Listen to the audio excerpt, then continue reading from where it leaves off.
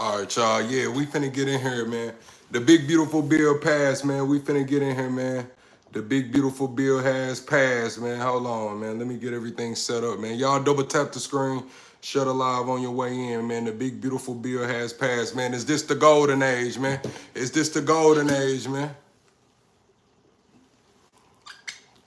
Say you trying to get that mind wrench back, huh, Tato? Look, man, this is Patient Care Plug, man. This is my alter ego. Patient Care Plug, man. We finna talk about the big, beautiful bill tonight. Yosemite, what it do, man? Patient Care Plug in the building. You see I got the scrubs on, man. CNA in the building, man. Patient Care Plug, man. Double tap the screen, shut the live out, man.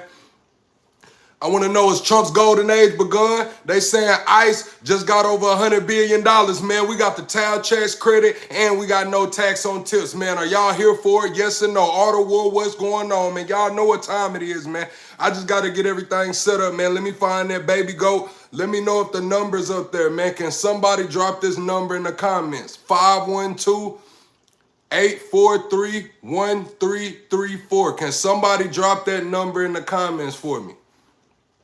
Can somebody drop that number right there in the comments so I can pin the comment? I need somebody to drop the call-in number in the comments so I can pin it, man. Thank you, Auto War. Thank you, Auto War. Pin message. Y'all let me know if it's pinned, man. Y'all know what time it is. Double tap the screen. Shut a live out, man. We in intro mode, baby. Where that baby go at?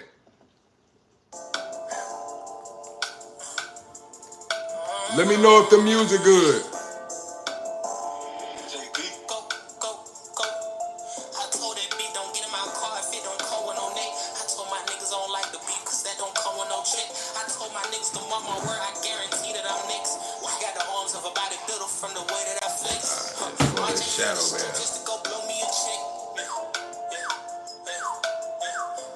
Who all in here? You say you hear it loud and clear? What's up, Big Niche? Like Adam Sandler, I'm water boy. I know I'm all in the head. Back bit land in my bed. Wait till I give her a sprint. I'm a master with the head. Don't let these social fool. You these nigga broke. I know that they ain't bought it. Ain't got no car but talking shit. Okay, then little walkie talkie. Told that bitch to come home. Ain't got time for no bitch that's healing. Part the bitch call me daddy. All the trolls already in here. All the war, they in here early. I know the night is still young. So baby, let's get it in. I know just how she like it tonight. She spicy. She added a friend. They ain't identical, but they fuck alike. So in the bed, I call them twin. Y'all double tap the screen, man. We finna get into it.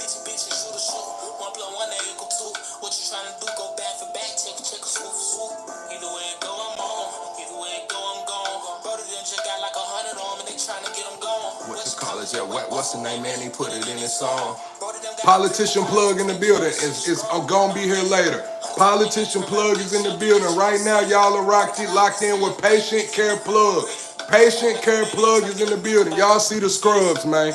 This ain't no game here, man. Patient Care Plug is in the building, speaking as an American citizen, man. Y'all double tap the screen. Shut a live out. You said I'm Diddy's twin, you Diddy's butt boy. How about that? How about that?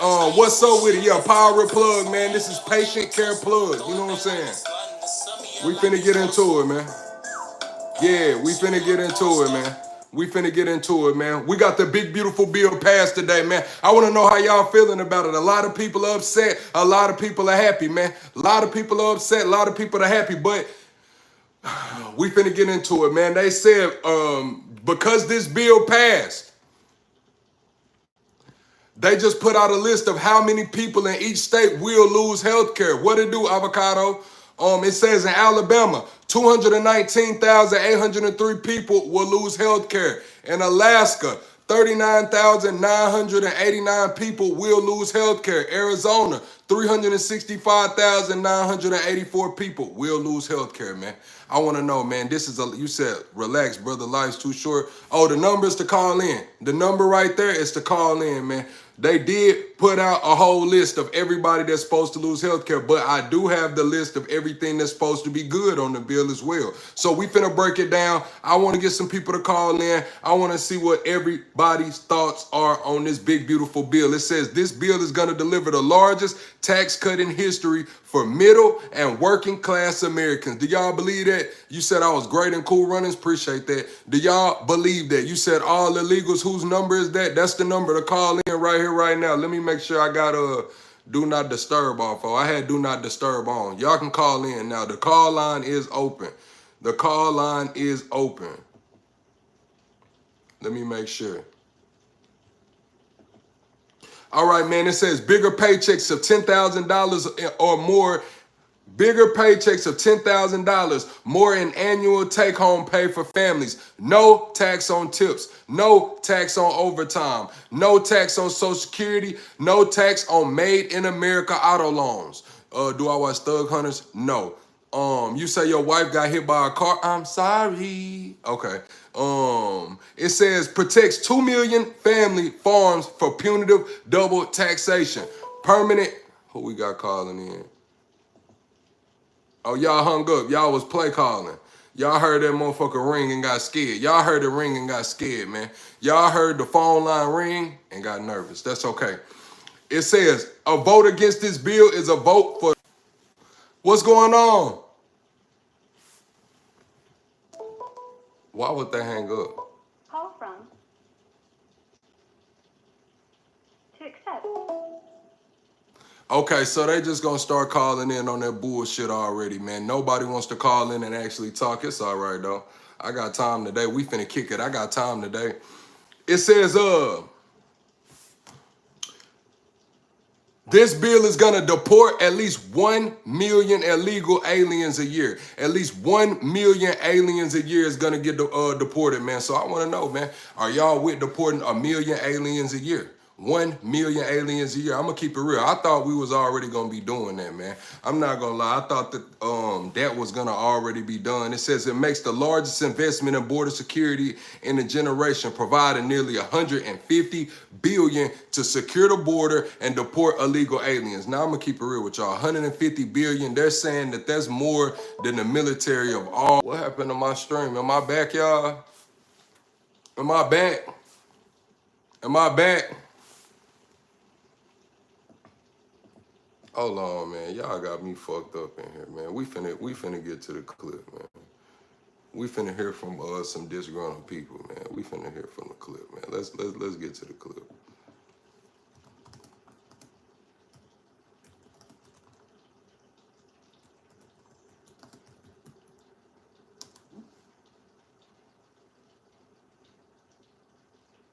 Let's see, man.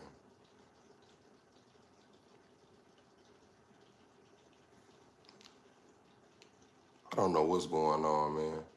All right, here we go. Take the win. Here at the end, the question was, what did the Senate do? I would have liked to have gotten more, let's be clear. But a good bill overall in terms of what it does on tax policy, spending, historic mandatory reductions, and importantly, the green new scam subsidy repeals that I think now the executive branch can make sure happen. Well, I'm certainly very disappointed, and I'm exhausted. I'm not as exhausted as Hakeem Jeffries, but I think every one of us did all that we know how to do to stop this in the legislative process. They have a majority. So yeah, they said Hakeem Jeffries was pretty pissed off about this, man. They said he was up there for like 9 hours. Hakeem Jeffries was up there for like 9 hours. Power, the presence of the president to twist their arms, the threats of primaries, the threats of denying benefits in their district. Everything's going to be okay. I can't stress enough how incredibly thankful I am that we got this stuff. It's going to be. I can't really hear him. I think this is one of the saddest days in modern American history. This is the largest. That's AOC. This is the largest withdrawal and ending of healthcare in American history. 17 million people in our country, 17 million Americans in our country are going to lose their Medicaid. They know the reputation of the Freedom Caucus. So they saying 17 million Americans is gonna lose their Medicaid. Are y'all okay? Are y'all okay with that? 17 million Americans losing.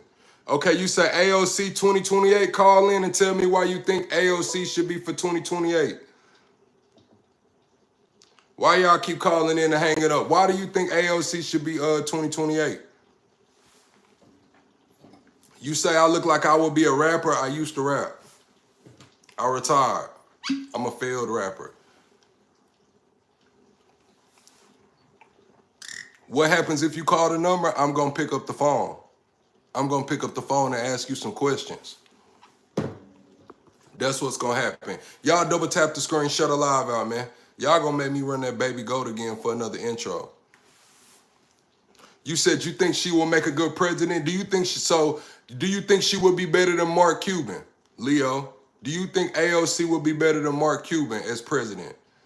Do you think AOC could beat JD Vance? That's a better question. Do you think AOC could beat JD Vance? Yes or no?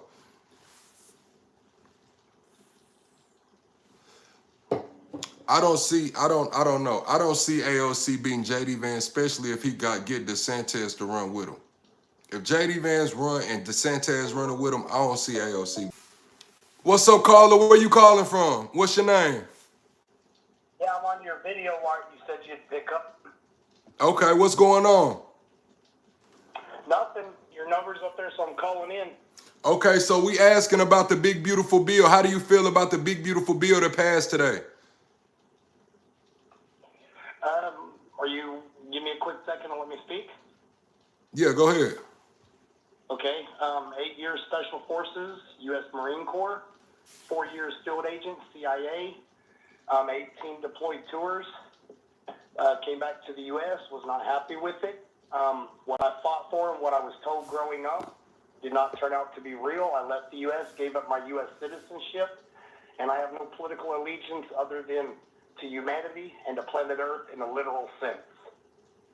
Wow. So with that resume, you said you came back home and you were not happy. Give me some examples of some things that upset you. And if you don't mind giving us a time frame, when did you come back home? If you could give us a roundabout year. This is probably going to piss some people off, but truth hurts. It was people that left England because they wanted to escape the corruption of the English government, correct? Correct. So they went to the United States and founded colonies, okay? Those colonies developed into what we have today. So they were cowards that didn't stay and fight, they fled. Out here, they couldn't take care of themselves. The Native Americans had to help them. So they were insufficient people that could not care for themselves that fled instead of fighting in their homeland to make their government corrupt. Hear me out real quick. When they came here, they were not grateful for what was given to them. Instead, they lied to them, stole their fucking land, and what Hitler did to the Jews, or the so-called Jews, put them in concentration camps. What the hell's the difference between a Native American reservation and what Hitler did to the so-called Jews? So they're cowards that could not take care of themselves. They ran. They were people that wanted to be free from a corrupt English government, but at the same time, they owned fucking slaves. And then they turned around, and the people that helped them to survive, the Native Americans, turned around and took their little Thanksgiving party and turned it into something that it's actually not. Okay. That's not. I'm half Native American. My mother's full-blood Native. I'm not going to support. My dad's white. He's British. I can trace my dad's family back to the Mayflowers, back to Britain. And I'm not. I have no respect for a government that is corrupt, does not care for its people, that violates the rights of its people. I mean, as clear as the Second fucking Amendment, this right shall not be infringed. So. I just, no. I'm not going to buy that cup of tea, and they can buy me a fucking visa and send my white ass back to England. Okay. So how did you feel after you denounced your citizenship? I denounced the white man part of my citizenship, and I kept my Native American citizenship because I was born on a reservation. Okay. So you're, what do they call that? Sovereign. No, I'm not sovereign. That's stupid. I don't have a right to make laws. I'm not smart enough. But what I do know is that our history and the roots of it and what's going on, there's something going on behind the counters, and I don't want a part of it. I'm a human being. You're a human being, correct? Correct. Living on planet Earth, correct? Correct. Now, the general public or the average idiot like me, I'm not saying there's extraterrestrials or any of that aluminum foil bullshit hat crap. What I do know is that I'm human. I live on an Earth where people are too stupid to actually care for each other. And it's the only planet in the universe that we know that has life. And we got nuclear weapons, and we're fighting over toilet paper and whose land is whose. destroying the only fucking planet we got because idiots want to, hey, what do you care about the big, beautiful bill? What the fuck does the big, beautiful bill matter? How about we're all human? All humans come to fucking gather and quit being idiots. Get rid of these national borders. If every country in the world was to get rid of its borders and become a sovereign state, not a country, there would be no borders. Because if you have borders, you have a military. If you have a military, you have enemies. If you have enemies, you have people that die. If you have a military, you have nuclear weapons. But are we not too far gone for that right now? How do you see that happening without the one world government? How do you see that happening without total government, one world government control, demilitarizing the entire world? How do you see that? I mean, you got more experience than me. I'm just asking, do you see? There's enough human beings on this planet that if we had enough common sense, the right type of, I don't think anybody's come out with the right type of speech, because if we had the right type of insightful speech that could light people's intelligence and their passion and motivation, hey, we're all human, we all live on one planet. If there was some way to get that message to the masses, I think the earth could change. Correct, but what about these holy wars? I don't think these people are gonna let. These people have been fighting for this land for thousands and thousands of years. Here's what we do, okay? We put a chair, like at the United Nations, we put a chair that says God or gods. There's never been a God since the dawn of mankind that has ever showed up. And there's a chair there, and until a God shows up in that chair, we leave that topic alone. Okay, so when he actually shows up and says, I'm God, then he's going to take over the floor and everyone's going to shut up and listen anyway. So I want to walk this down with you, man, while I got you here. Until he shows up, fuck these holy wars. They're just killing each other. I got kids, you got kids. I want them to go to school peacefully. I do as well. Now I want to just kind of go down that road of demilitarizing. You know, you said we could set a chair, but we already are trying to stop Iran from getting the nuclear weapons, and you see what we had to do there. So this will probably be widespread. I think that will probably make more bombs go off in the short term. But if enough people could get the right type of knowledge that we're all human, we all live on a single planet floating in the middle of nowhere. If we had enough knowledge of that, there was enough actual compassion that was put into our children to actually care about people and quit with this political agenda bullshit, the earth might wake up someday. If not, we're just going to blow the shit out of each other, and it's a waste of time even talking. Correct. Okay, so going into the big beautiful bill, how do you feel about, the good versus bad? Do you feel like the good outweighs the bad? I think the only good is what's in the best interest of all humanity, and what's bad is that which is not in the interest of all humanity. Pretty cut and dry, pretty straightforward. So what about with you being ex-military and everything that you laid out to us, what about the Golden Dome? Do you think America needs the Golden Dome as it stands? I know you said we should be able to put everything down, but where the world stands right now. Let me speak to the Christians, especially the evangelical Christians that founded this country.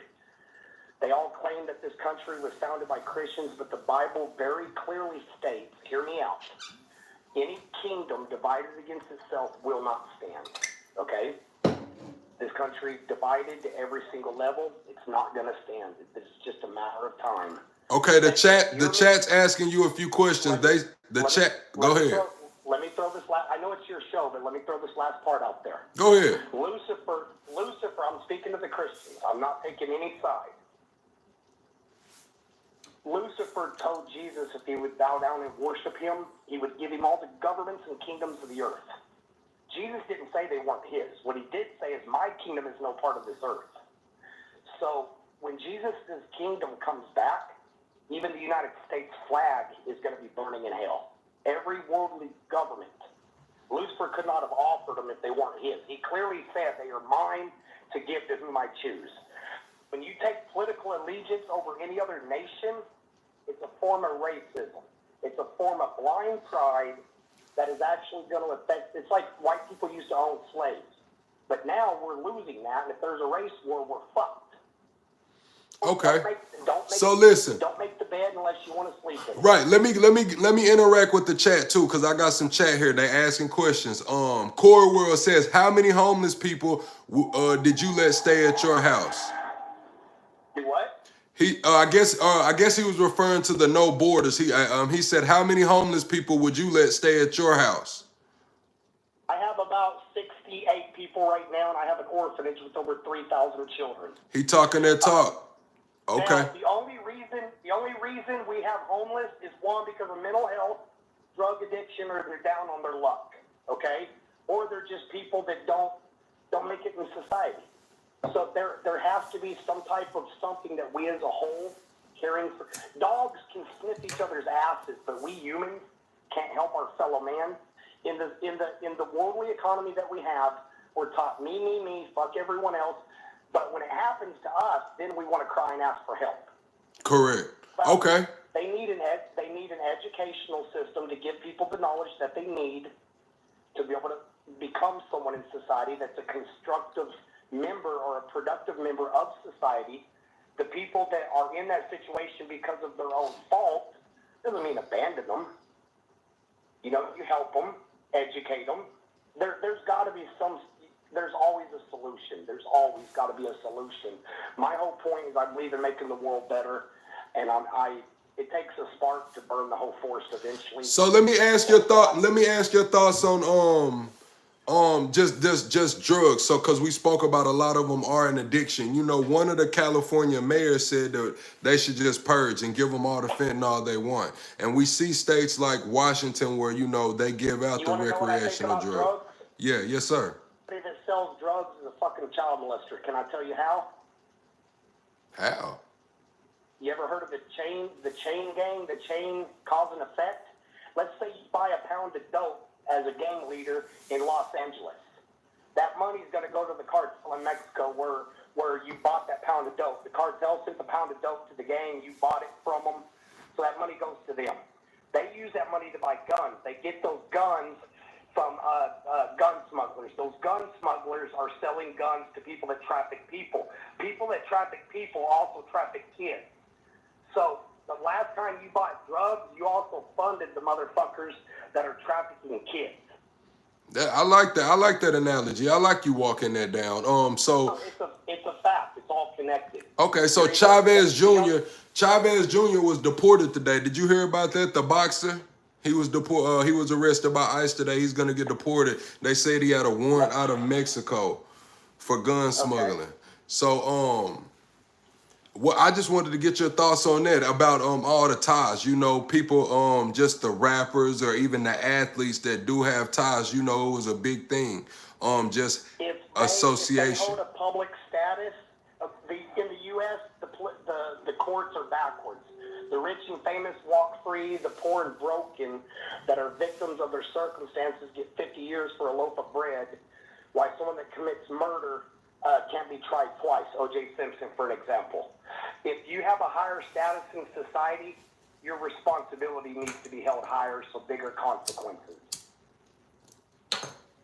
Okay, sir. They're asking, how do you feel about us funding international wars, being proxies or having proxies?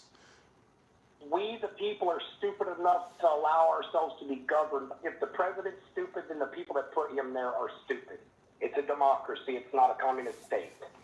The people should be held accountable, not the governments, the people that put them there that are funding these fucking wars. Have you ever agreed with any president? Is there any president that you took a liking to? No. Even George Washington was a slave owner. I have no interest in owning another human being. While in my left cheek, I'm speaking all men as equal. In my right cheek, I'm owning slaves. No, that's a two-faced, hypocritical liar. Okay. Can you hear me, caller? Huh? I was asking, can you hear me? My screen had timed out. How do you feel about states' rights versus federal law? State law versus federal law. How do you feel about that? The federal government are supposed to be elected representatives to support the people. I don't believe in sovereign state laws because it can cause civil war between states like it did in the North and the South. There should be one government appointed by the people, for the people, as it was originally meant. It's not that way. Okay. They said Medicaid spending in rural areas is projected to drop by about 15% over the next decade, roughly 119 billion less in federal support for rural communities. Hospitals will close, people will lose jobs. How do I feel about that? Correct. They want your If thoughts. you're 20 years old and you're educated, for an example, you have a good job and you willfully smoke and you get cancer, my tax money should not have to pay for the consequences of your willful actions when the side of the cigarette pack clearly told you it's addictive. But the companies that are producing it, that are causing this addiction, need to be hung by a rope. Okay. It says disability services such as home aid, special education support are on the chopping block in over 20 states. Now a person, let's say it's just a poor or middle class father that's breaking his ass to actually care for his family, and he's doing the best he can to be a productive father, a loving husband, and he's helping out society the best he can, and he gets injured and he needs help and can't afford it, then yes, I think those who have more, even if they earned it, we should care for our fellow brother, to those that actually deserve it. Okay. Like for Medicare. Okay, give me 1 second, caller. I need everybody to double tap the screen and shut the live out. We are 22 subs away from the next sub goal, man. I'm telling y'all, man. Welcome to the greatest damn show on YouTube. Y'all see I got new tags and everything. Double tap the screen for me. We got the caller here. He gave us his rundown on basically everything he's been through, every position he's held, and his premise to speak on these. I never abandoned the United States. What I abandoned is the blind crap that's not true.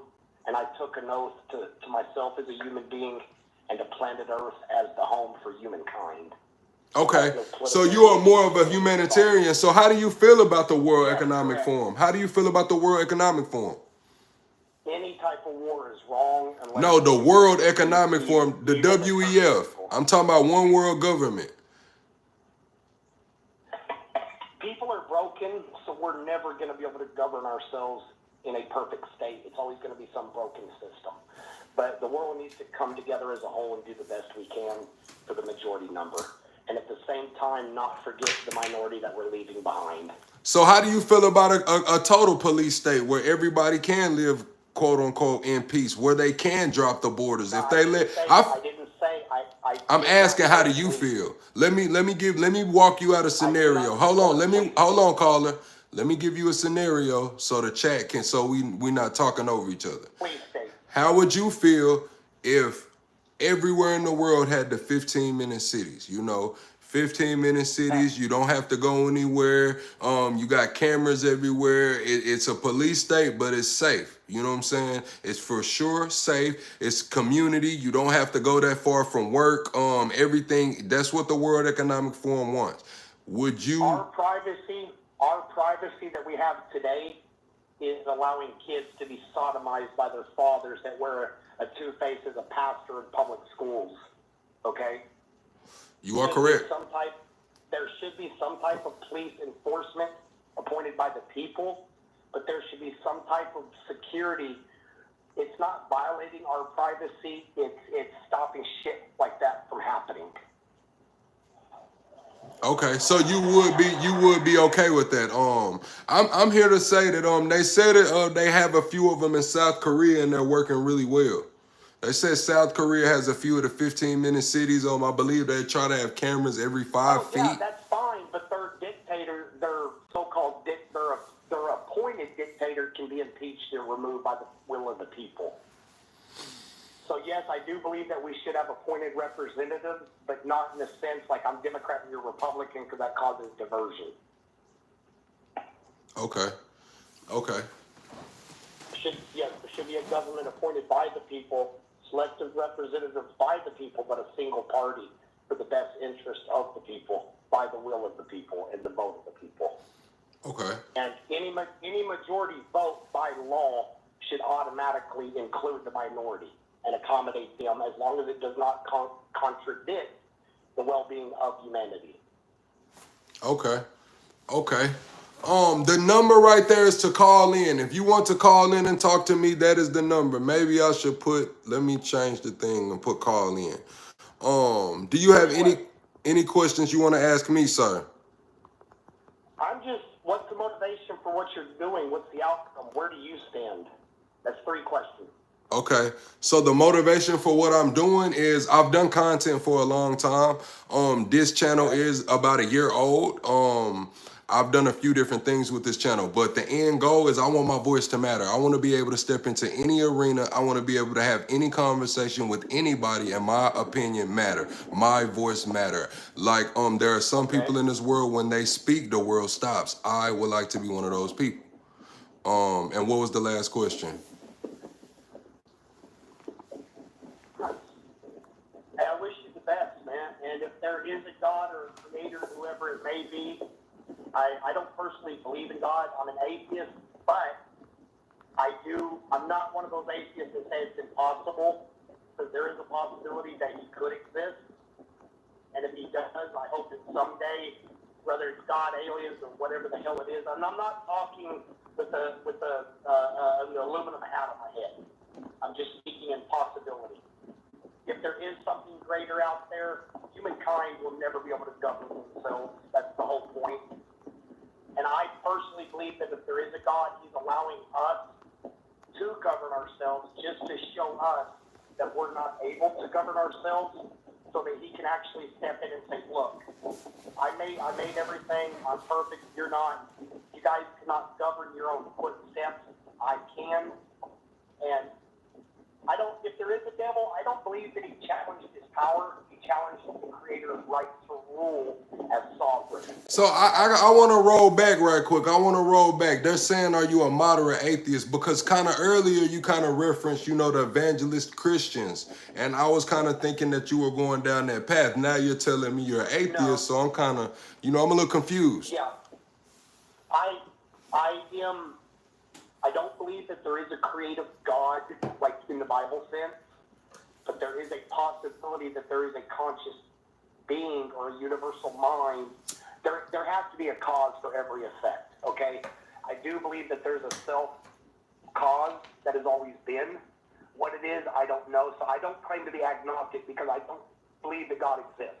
When I say God, I mean all the titles and the definitions that mankind has interpreted or created throughout the centuries. Okay. They're asking me, hold on, caller. They're asking, am I Democrat or Republican? I'm neither Democrat nor Republican. I'm an independent. I have conservative values. I'm an independent with conservative values. Straight up. You can keep going. When you say conservative, does that mean like the South where black people had to sit at the back of the bus? Correct. But I look at it as conservative as the nuclear family. I'm for the nuclear family. I'm pro-life. I'm for the nuclear family. I'm pro-life with understanding. That's what I would like to say. I'm pro-life with understanding. Okay.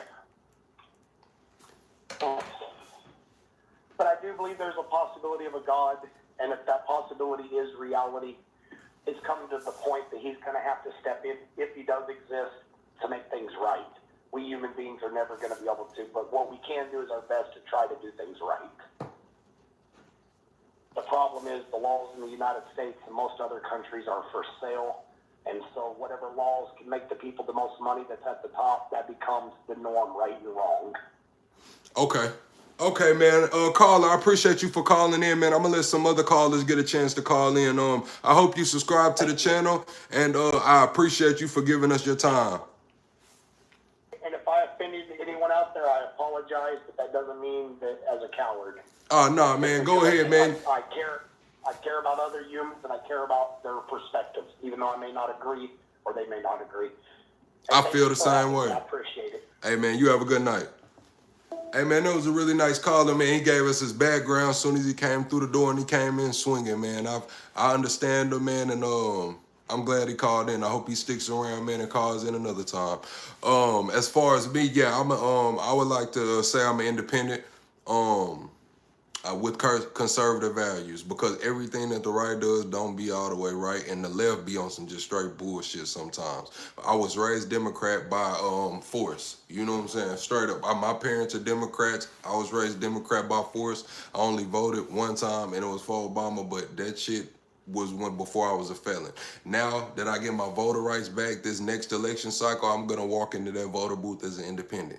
I'm just gonna keep it real with y'all. I'm gonna walk in that voter booth and I'm gonna look at the policies. I'm gonna look at what I feel is best for the country. Like, I'm not just gonna go in there and blind vote Republican, blind vote Democrat. We say Elon finna start the American Party, so shit, I'm not playing around. Yeah, but y'all can call in, man. We talking about the big beautiful bill. La, what it do? You got the plain lays, la. There's a lot of things going on in the big beautiful bill. This is a lot of the Republicans are saying we're walking into the golden age. There's no tax on gun silencers. They're saying that is America right there.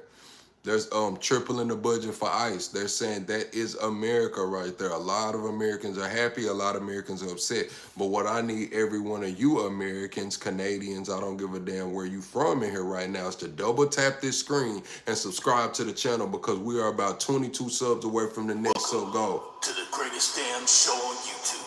Hold on, let me run that tag back again, man. Let me run the tag back again in case y'all didn't hear it. To the greatest damn show on YouTube. Okay, now, maybe y'all locked in now. Double tap the screen and shut the live out, man.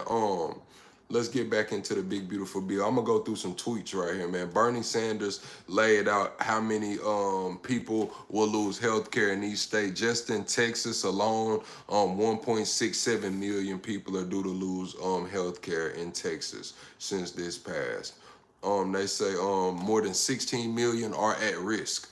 But a lot of people, like y'all see, I got the patient care plug outfit on tonight. This is my alter ego, patient care plug. You know what I'm saying? I'm a CNA, patient care plug. But no tax on overtimes. You know, so a lot of people have no tax on overtime. So y'all know what I do on this channel. I don't bitch. I don't complain. We talk about the real shit. We get straight to it. I let y'all call in, cuss me out, do whatever the fuck you want to do. You know what I'm saying? But if we're going to get to the real shit, we have to be able to adjust. That's my message to everybody in here tonight, is you have to be able to adjust. If you got some spare time, instead of kicking your feet back, you might need to go get a job that has what? Tips. Or you might go need to get a job that gives what? Overtime. No tax on tips, no tax on overtimes. We see everything's going up. I want to know, chat, press 1.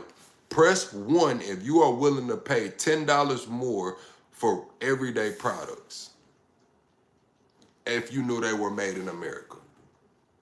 Let's say for a $40 product, would you be willing to pay $50 for a $40 product if you knew it was made in America? Press 1 if you would, press 2 if you wouldn't. If you knew the product was $40, but it was made in America and it cost $50, would you do that? Press 1 if you would. Come on, double tap the screen. I need y'all to get the likes up in here. Would you? Irm says no. Carlos says no. Gringa says no. Nancy says yes. Chris says yes. Leo says no. You Wish says yes. So that is $10 more on a $40 product going to $50. So for those of you who said yes, would you pay $20, $30 for a $20 product? Would you pay $20 for a $10 product? That's double. Would you pay $20 for a $10 product? I just want to see how far it will go to stay in America, to buy American. Will you pay $20 for a $10 product? Press 1 if you would, 2 if you wouldn't. $20 for a $10 product. Let's say what costs $10. 2 bags of chips. Let's say the family size Lay's, they like $6. You buy 2, get it for $8, $9. Would y'all be willing to pay $18 to $20 for 2 bags of Lay's? What else is about $20? I mean $10. What else is about $10? A steak, a T-bone. Let's go to a T-bone. I just bought a T-bone the other day. It was about $19. Would y'all be willing to pay $30 for that $19 T-bone? Would y'all be willing to pay $30 for that $19 T-bone? Yes or no? The ones and twos, I done forgot about that. It's yes or no's now. Yes or no's. Yes or no's. What's up, caller? What's your name? Where you calling from? How's it going? Lane, actually. Okay, what's up, Lane? How's it going? I'm all right, man. Lane, the question right now is, would you be willing to pay $30 for a $20 T-bone to keep America, keep products made in America? I mean, it depends on the product overall, but yeah, I mean, I would pay a little bit more. I think it's important. It's important to our national security that we keep products in America overall, in my opinion. Chips, things that are being made, overseas, especially in China or some of our adversaries. So yeah, I mean, if that's what it takes to keep the country, safe, a superpower, which I think is important for the rest of the world overall, then yeah. Okay. I'm not going to pay an extraordinary amount. I would hope I wouldn't have to. You don't want to have to, obviously, but if it's important like that, yeah. Okay. Well, I'm going to give you the floor, man. We've been talking about the big, beautiful bill tonight, man. Do you support it? Are you against it? Do you take the good with the bad? I mean, I'm indifferent about it personally. I think there's good aspects and bad aspects. Just kind of like with everything, right? I don't think any bill that they pass through these days are perfect, whether it's something that the Democrats want or the Republicans overall. We tend to pile everything in one specific bill rather than keeping things separate, You'll tend to, add something that the Democrats want really, really bad, and then the Republicans will also shove something in there that they want that the Democrats don't want. So it's kind of like you got to pick and choose what you do and don't want. So let's break it down. Let's break it down. What about the $45 billion for ICE detention centers? I think it's important to have an ICE detention center, personally. I think going after some of the criminals is important. A lot of the people that, like if they're illegal, then obviously they should be deported, right? You're breaking the law. You're here legally and you're going through the system, legally and following the rules. I mean, you shouldn't obviously be deported. Everybody has the right to come to America if they're going to work hard and things like that. But yeah, appreciate that. Definitely, like, get out. One second, caller. Hey, everybody, y'all see what Cottonmouth did? Cottonmouth just said he subscribed and he let us know, man. Everybody needs to be like Cottonmouth, man. Drop some flames in the chat for Cottonmouth, the newest subscriber to the channel. You see, we show love over here when you do shit like that, man. Okay, caller. What about going back into the big beautiful bill? What about the Iron Dome? Do you feel like we need that Iron Dome? I mean the Golden Dome. Excuse me. I think military, like again, back to like national security. Obviously, we have a bunch of Republicans obviously in office right now, and if you're conservative, obviously, military spending is a lot more prevalent in when you have a Republican majority, in the House or than if you have Democrats. And I think it personally is important, obviously, for national security. I mean, a lot of our adversaries are definitely increasing their spending overall. So, yeah, I think it's important. I do as well. I'm kind of like you with the big, beautiful bill. I'm a little indifferent. I understand that as an American, things change. People change and feelings change. So as an American, this big, beautiful bill passed. So I need to understand how do I maneuver through my life. If I understand that there is no tax on tips and overtimes, strategically, I will probably try to get a side hustle or a second job that has overtime or no tax on tips before I just, start crying and go to hell. That's how my mind works. It's good. It's definitely helpful. I think I saw someone in the chat. I think they were talking about the overtime one. The cap on overtime is $12,500, and then the cap on no tax is $25,000. Or sorry, no tax on tips is $25,000. Correct. Which again, here's the thing: like, yeah, there's a cap, but you wouldn't have had that in the first place. Like, why are you complaining? It's extra money that a lot of people can make, right? Correct. I would consult with my tax professional and see if I could, sell a product for $1 and plus tips, $1 plus donations. See, consult with your tax professional. I'm not one of those, but it's ways to make this shit work. Straight up. Maybe they'll tell you a way that will make this shit work. You know what I'm saying? Straight up. Instead of crying, bitching, and complaining, it's past. Let's get this shit together, man. How can you make this shit work for you? How can you strategically get $12,500 of tax-free overtime? How can you strategically get $25,000 of tax-free tips? If you stack those on top of each other, that's $37,500 or whatever, $42,500. Yeah, tax-free. And that's the thing. It incentivizes people to work. And we've had a big issue with people not wanting to work. Like if you go out and talk to small business owners, they're having a hard time finding employees right now. It's not that there aren't people out there. It's just that people don't want to work these days, especially the younger generation. One second, caller. I gotta get on somebody's ass. Flick, you said this is so stupid. Hold my nuts and get the fuck out, man. Didn't nobody come to see you, Otis. Didn't nobody ask for you to come over here. I got the caller Lane on the line, and Lane is telling us as an American how he feels about this big, beautiful bill. So I'm gonna ask you to grab your Jesus sandals off the damn porch and get to stepping, man. We don't need you in here, man. Go ahead, Lane. I'm sorry. I had to address him. Oh, good. Yeah, you tell them. But yeah, no, I mean, there's good and bad. I mean, there's good things to it. Higher salt deduction caps, I personally think is good. It offers a lot of relief to homeowners. Yeah, I mean, you mentioned defense spending, border security. I think that's important for national security overall. Another big thing, and I was talking about small business. One huge thing is that Section 199A that got put in place. That was put in place originally in the original portion of the Tax Cuts and Jobs Act in 2017, but lowers taxes for small businesses, which, a lot of Democrats say that, Republicans are all for big corporate companies and the rich, but, the Tax Cuts and Jobs Act has done a lot for the lower income, the small business aspect of things. Like, yeah, they're cutting Medicare in a way or restricting it. No one's really losing Medicare. They're just restricting who can use it. And the type of stuff, like the paperwork you have to go through, it doesn't automatically renew. So people could lose it because of that if you don't go in and renew it. Correct. Let me address another troll right quick because I want to talk about that Medicaid. Liam says, I'm not American. Liam, I was born in Arkansas. Like, what the fuck do you mean am I not American? I was born in Arkansas. My dad was born in Arkansas. My mom was born in Arkansas. Like, what are we talking about here? Liam, you're questionable. I mean, you're questionable.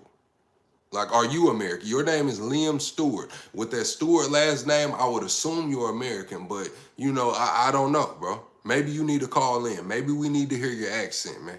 We need to identify you. Matter of fact, let's get a roll call. Where is everybody from in this motherfucker? I'm from Arkansas. I'm American. I don't know. I need to check y'all background. But back to the Medicaid though, Lane. I'm gonna say this. You said that people will not automatically renew. So what about the people that are, mentally challenged or the people that are can't physically renew? What about the children that have, or not even just children of all ages that have illnesses that need to be attended to immediately? Like, now this paperwork will restrict that, so they might miss, dosages, or they might be diagnosed a lot later than they could have. You think that's just a kind of fair trade-off, or it kind of is what it is? We talked about that before. I mean, I know it is what it is, but have you thought about those things? I mean, I have, and that's kind of why I said the bill is not perfect. At the same time, I think a lot of those individuals, like if you are like in a point, a lot of those individuals have people that are there to help with that kind of stuff. Legal guardians, CPAs, I think as you'd call them too, like a personal care assistant. Not all of them do, so it can make it a lot more challenging. And that's kind of what I was talking about with like the auto-renewing aspect of things. Like that's where I think a lot of people, I think that's the number one reason people will lose out on it. It's not that you necessarily won't. A lot of, when I talk to like liberals or a lot of times they just think that you're going to outright lose it and you just can't apply for it or get it. No, it's just harder to apply for, and a lot of people, will miss out. They'll miss their deadline. As far as like, if you're disabled, you're gonna still have your Medicare. If you're over, I think it's 65, like a lot of the stuff doesn't really like apply to you overall. Okay. Well, look, So, caller, I got a few people on the line trying to call in, so I'm gonna let you give your last thoughts on everything, and then we'll get to the next caller. I hope you subscribe, man, and hang around and call back in another time, or maybe later on. Of course. Well, yeah. I mean, that's pretty much it. Yeah. I mean, it's obviously going to grow. I guess last thing I would say is they say it's projected to increase the federal deficit or debt by $2.8 to $4 trillion over 10 years.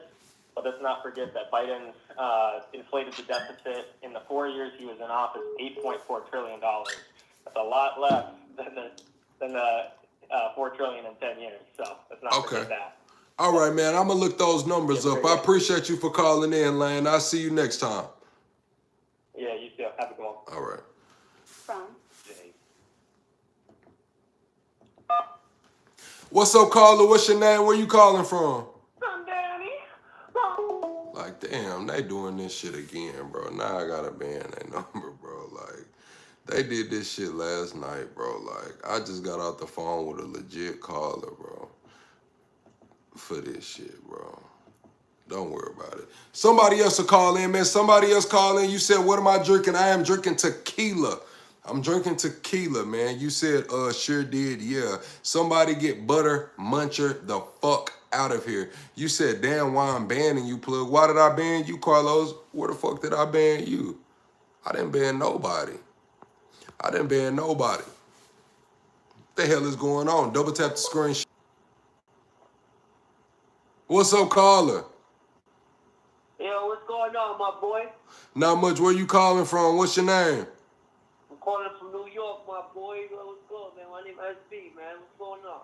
Not much. How you feel about this big, beautiful bill? Yeah? I can't hear you. What you say? I didn't hear you, my boy. I said, how are you feeling about the big, beautiful bill? Can't hear you. I'm gonna have to call. Hello? I don't know, man. We lost that caller, man. I didn't ban you, Carlos. No, you can call in, Carlos. Come on, man. That ain't you, man. That was damn. That better not have been you on this motherfucking morning. I need this. What's up, caller? What's your name? Where you calling from? Willie Spluggs, I wanted to say thank you for the show, man. I appreciate you having an open forum where we can all discuss everything rationally and to everyone's highest capabilities. And I am calling from Missouri. Okay. But I'm formerly of Paris, Arkansas. Just 3 weeks ago, I moved from Paris to up here. Arkansas, man. Shout out Arkansas, man. Hometown, home state. How are you feeling about this big, beautiful bill? You know, there are parts of it I don't like because I've lived in rural areas almost all my life. I, was born in Texas, spent a lot of time out in East Texas, down around Athens, Texas. My grandfather was a farmer. I watched him struggle through the 70s and the 80s, as an individual family farmer. Man, I picked more black-eyed peas down in East Texas than I care to count. Oh, man, I used to shell them purple whole peas. A can of black-eyed peas. I'll never eat a can of black-eyed peas. I got my black-eyed peas fresh.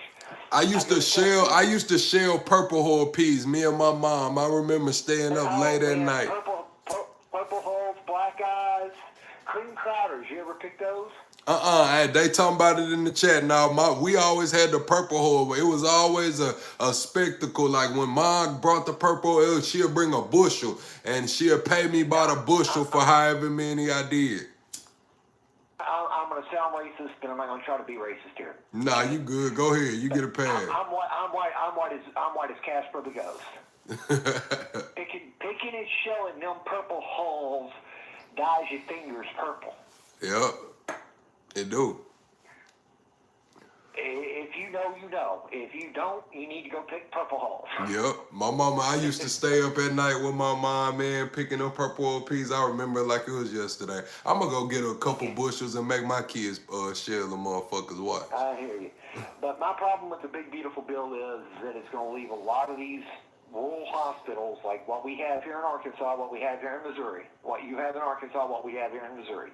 And you know, if you don't live in Little Rock, you don't live in Fort Smith, you don't live in Fayetteville, you won't have access to a big hospital. No, Saline, you got Saline Memorial. That's about it. Well, where I was at, we had Mercy. We had the Mercy Clinic.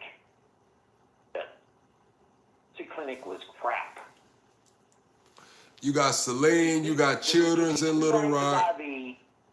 Bentonville got one. Bentonville got a nice one too. Yeah, you know, and Bentonville, Fayetteville, you know, up there near, you know, University of Arkansas, they got a real nice one, but that's because they got the college up there. They got to take care of them folks up there. You know, and the Waltons are up there too. Chris says Chris says she works in a very small rural hospital. Chris, man, you might want to get that resume. You need to call up here and get in here.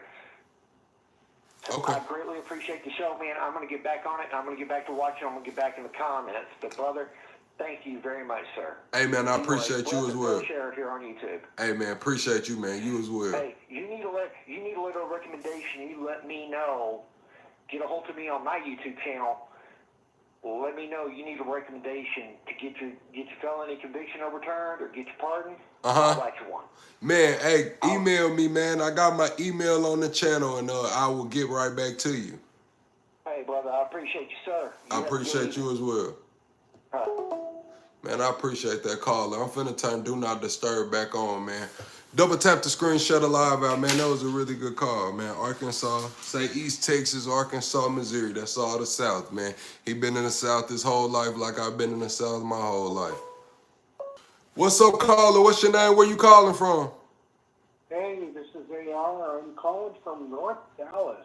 What's up, AR from North Dallas, man? Today's topic is the big, beautiful bill, man. What are your thoughts on it?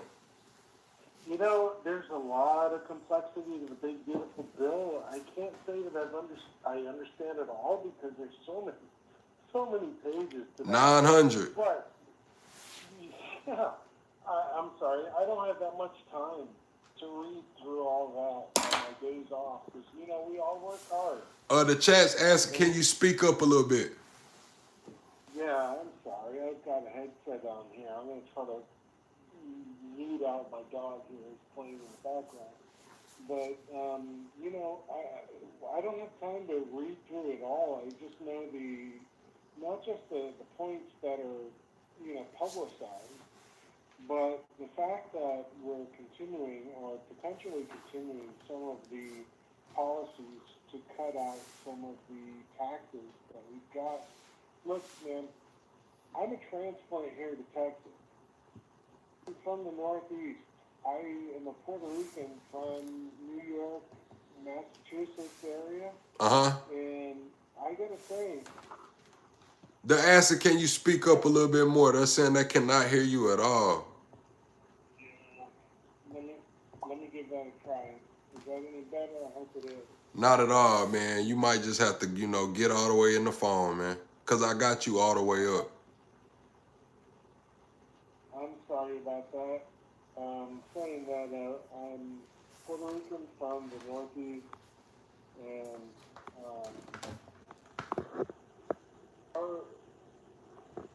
my experience up there is totally different from what it is here. What we've got, this bill, pushes forward, what we've got and what I've experienced, totally different from what we had. And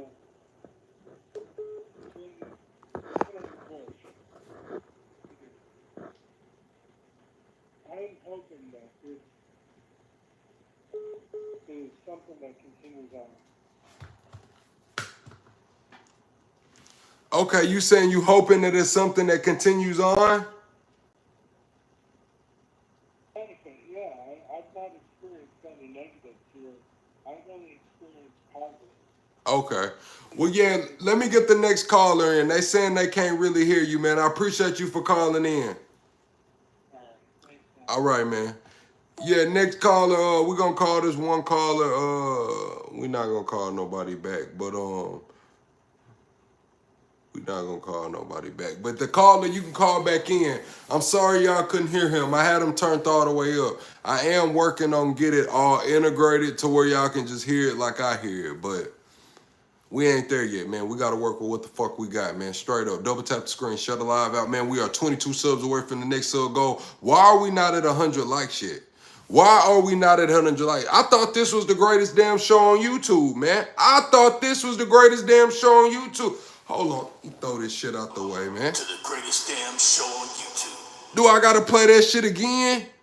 Welcome to the greatest damn show on YouTube. Do I got to play that shit again? Welcome to the greatest damn show on YouTube. Ends. You asking me why I'm yelling? This why I'm yelling. Like, I don't understand what you talking about. I'm yelling because I ain't got... To the greatest damn show on YouTube. This supposed to be the greatest damn show on YouTube, and you know what I mean? Hold on, man. Double tap the screen, shut a live out, man. We talking about this big, beautiful bill, man. They talking about 16 million Americans are at risk of losing their health care because Republicans in Congress are rushing to pass a bill. I said it as an American, man, I just gotta adjust. I just have to adjust, man. Whether you like it, whether you love it, whether you hate it, man, it's here. You have to adjust.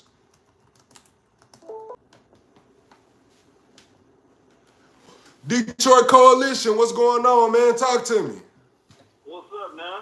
Not much, man. Trying to get here from the people, man. We all Americans, man. We all want to, get a vibe, get a feel for how this big, beautiful bill is, sitting on our shoulders. Yeah, I think we played ourselves. Okay. We played ourselves. Like, we can him and haw every caller that you called in, that's called in, everybody you probably talk to the rest of the way, none of them are gonna, like, here's why I always do this. There's a 51-49 line. So we can say things are 50-50, but more than likely, in any scenario, there's a lean one way or another, even if it's slight. So the 51 is that people really don't like this bill. I don't care what part of the 49 they like. Most people don't like the bill because they know if you are a child or have children, or plan on having children, if you're a student or have students, if you're a senior or plan on being old one day, if you're a retiree or plan on retiring one day, if you're a veteran, like, this bill doesn't help anybody except for the elite. That's all it helps. Okay, what about the no tax? So I'm gonna tell you, I kind of agree with you, but I'm gonna tell you, how can I say it? You about to say about the tips on the... No, I'm saying it's a trade-off. I'm going to say it's a trade-off. I'm going to say it does help, but it does hurt. And the reason that I do agree with you that the 51% is against the bill, even though it did pass, is because when you get to talking about cutting out Medicaid and get to talking about closing down rural hospitals, that's not humanitarian. So the little bit of humanitarian that every American should have, it just doesn't sit right with them. So I believe it. Well, I think that, and there are some people that's where they're looking at is that, and that's maybe some people that, probably people call them socialists, or more socialist leaning, that they feel like that the government should provide people. That's not even the biggest thing, brother. Economy, just as economists will tell you that this bill is terrible for our economy. Like, regardless of what you feel about social programs, anybody feels about social programs or not.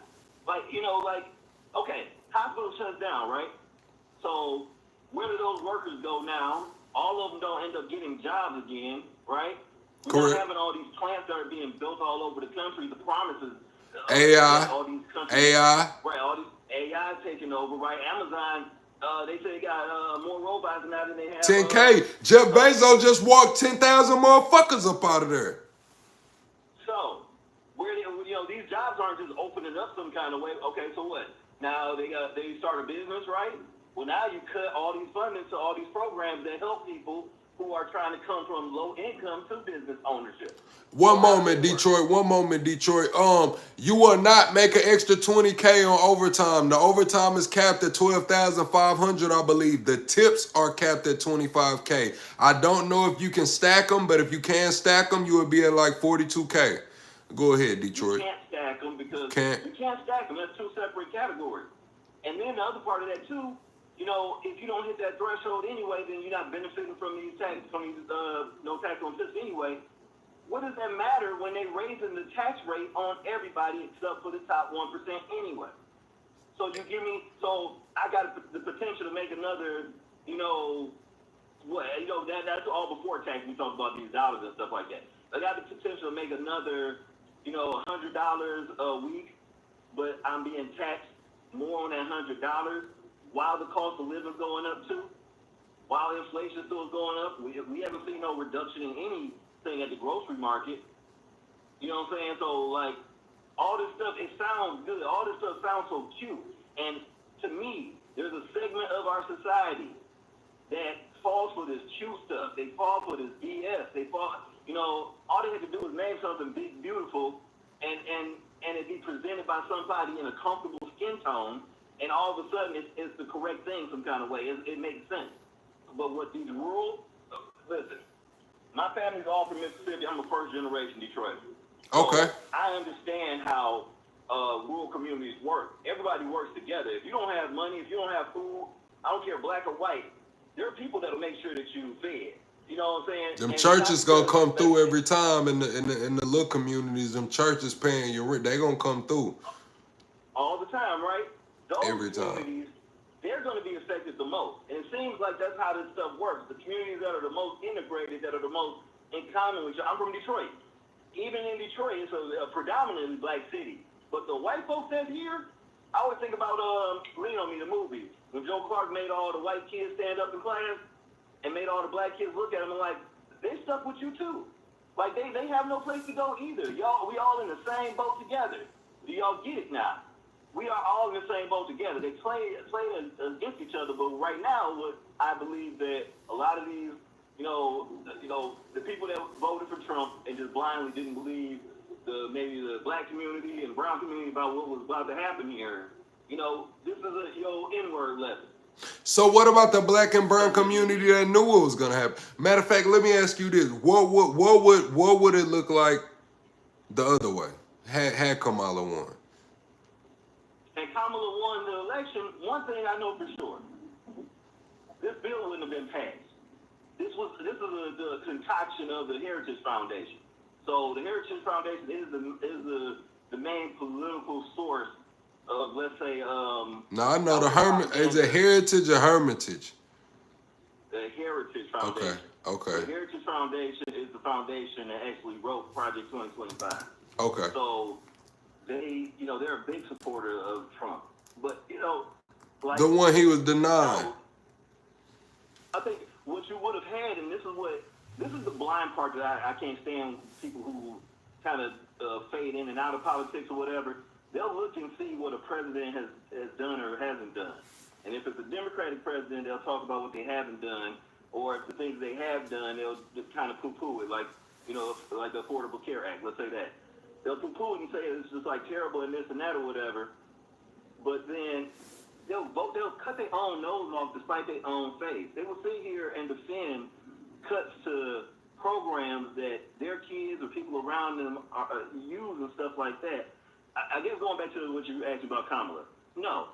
If I were to just go off of what Kamala's words were, okay, then she was going to she had like things in there for to start business. Hey, one moment, Detroit. They asking in the chat, is this a tablecloth? Yes, bro. I got this from the Dollar Tree, the green one. You know what I'm saying? I think that bit was like $1.25. I got this motherfucker from Dollar Tree too. It was like $1.25. You know what I'm saying? Hold on. Hold on, y'all. I gotta entertain the people too, Detroit. I know you over there cooking. That's all right. But here's a funny thing. Why does Dollar Tree have a website? Hold on, I do gotta entertain the people, man. I got these for $1.25. You know what I'm saying? I got these for $1.20. Hold on, man. Stop playing with me, chat. I got this for $1.25. I got a red one too over there somewhere. Yeah, man, that's alter ego plug. You know what I'm saying? Politician plug. We'll be in the building later, man. I told y'all I was gonna bring y'all better content this year. We grinded all last year, off cam, face down. I told y'all ladies I was, you know what I'm saying, kind of handsome. You know what I'm saying? I say that shit for plug after dark. But now we here. We 1 year in, man. This a new style. This a new format. And we getting opinions from the people. And right now we got Detroit Coalition in here, and he dropping gems on us. So I'm going to give him the floor back, man. Go ahead, Detroit. That's all right. I asked the question. You might have been away, but why does Dollar Tree have a website? I thought they could tell like that of all Cause the Dollar Tree got shit in there for like $5-10 now. I don't know if you been in there, motherfucker, but my kids picked up some That's toys, my man. favorite That stuff. motherfucker was like $5-10. I'm like, damn, boy. I remember I used to go to Dollar Tree with $5 and come out with a few things. My kids get $5 and have one toy. And like that's my favorite store. Anytime I can go in there, even if I don't need none, I walk out of there with a can of pop something. It's just something out of there. Man, But yeah, if it had been the other way, and I texted in to you earlier, like the lesser of two evils. That I can't stand that colloquialism. It's stupid to me. Like if there are two evils, then there, how can I put this? If there's two evils, then there is no conversation. But I think it's just a thing that we put on, both people. Like everybody has their flaws, right? I'm gonna tell you, it's kind of like this. I feel like when it comes to the money, when it comes to foreign affairs and foreign wars, there is two evils. You know what I'm saying? As if you're America first, there's two evils. Because one, the fund is gonna go to Israel. One, the fund is gonna go to Ukraine. Straight up. So in that sense, I would say if you want to be America first and stop all the wars and just put the funding back into our communities and shit like that, then yeah, it's two evils. And I feel like it's subjective. That quote is subjective. I think that the verbiage of America First sounds good, but it's been co-opted by people who are doing things that aren't in the United States' interest. Like, it's not in our interest to just go join Israel in their bombing campaign of Iran just to come out later and say that, lay down your arms now after we done jumped in the fight. So you Straight think up. who's fighting? What's up, Penguin? Huh? No, I was saying, what's up, Penguin? I ain't talked to Penguin. Penguin went at me the other night kind of hard, and we had a really good debate. If you haven't catched it, you need to go catch the playback. And I haven't spoke to her since, so I was just telling her hi because she came in. What's up, Penguin? She part of my Discord, too. I fuck with Penguin. For sure. But I think, just imagine two people fighting and then a third person come in and throw a haymaker and then talk to the person that just got jawed and tell them, like, you need to make a peace deal. Like, you talking about America First. We weren't supposed to be in new wars, but that was one of the things that was on the campaign trail. And I don't know if you know, but dropping a bomb on a country that has already sworn, like, whatever to American interests, that is... So, Detroit, let me give you a little background on me, like how I feel about it, man. I feel like, not just with that situation, I feel like as a leader, as commander-in-chief, you're going to have to get comfortable disappointing people. Because as a leader, you have to make decisions. And not everybody's going to be happy, or you become a people pleaser. Now, we have seen some people sit in that office as people pleasers, and it didn't really work out well for us. As far as in moving... your lifetime, who's one of those people pleasers? Shit, Biden. Obama. If you want to be real, hell yeah, they pushed it ain't even about what they didn't do for black people. It's that certain shit, man, it's common sense. I'm just gonna be real. Some shit is common sense. Like, a boy is a boy, a girl is a girl. I'm just gonna keep it real. They can cancel me, be mad, but that shit common sense to me. All right. I like having these conversations because I would ask you, like, with that conversation, a boy is a boy and a girl is a girl, how much did that affect the price of your oil gas, of your car, your gasoline in your car? And I would say it didn't. And then I would counter you. I would answer you, but listen, so not to deflect, I would say it didn't. So I give you an answer. And then I would counter you with, what about the psychology of the youth? Okay. So we talked about the psychology of the youth, but then what is the biggest threat to the psychological health of kids nowadays? This is just surveys from from I would not know. I would be lying if I told you. I would not know. You would have to let me know. So suicide, right? Okay. Suicide is one of those things that has popped up here over the last 20 years and been a thing. So if it was a case about fighting the most important thing to the psyche of children, wouldn't we fund like things like mental health? Wouldn't that be like something that's covered under? Correct. Would that be something that we would like to take care of? So I'm Yes, saying, I like, we would. talk I about would. these certain things, and they become the bigger topic.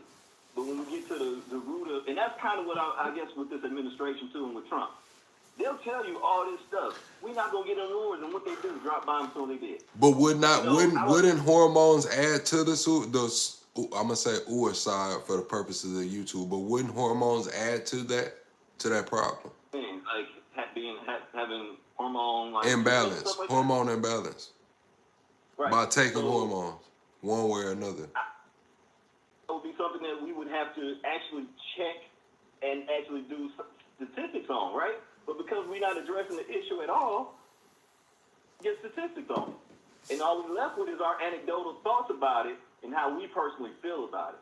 I have personal feelings about a whole bunch of stuff. But when it gets to these topics about, like, us living as a society, like, we have to humble ourselves and take our own personal whatever, out of it. Correct. And that's what I was thinking as well about society is too, like, we see countries like Japan, selling more adult diapers than baby diapers. They're having a crisis. They, are offering not just any black man, but some companies are offering, black men to come over there and knock up their women because of the birth rate. So, yeah, it can. Even that, I think in Japan, they're they're a democratic empire, however that kind of lays out. But even that, they took steps. Maybe they passed legislation. The representatives of the time voted for their stuff, right? And let's say in that case it was a 51-49, and the majority of people very slightly agreed with it and everything like that.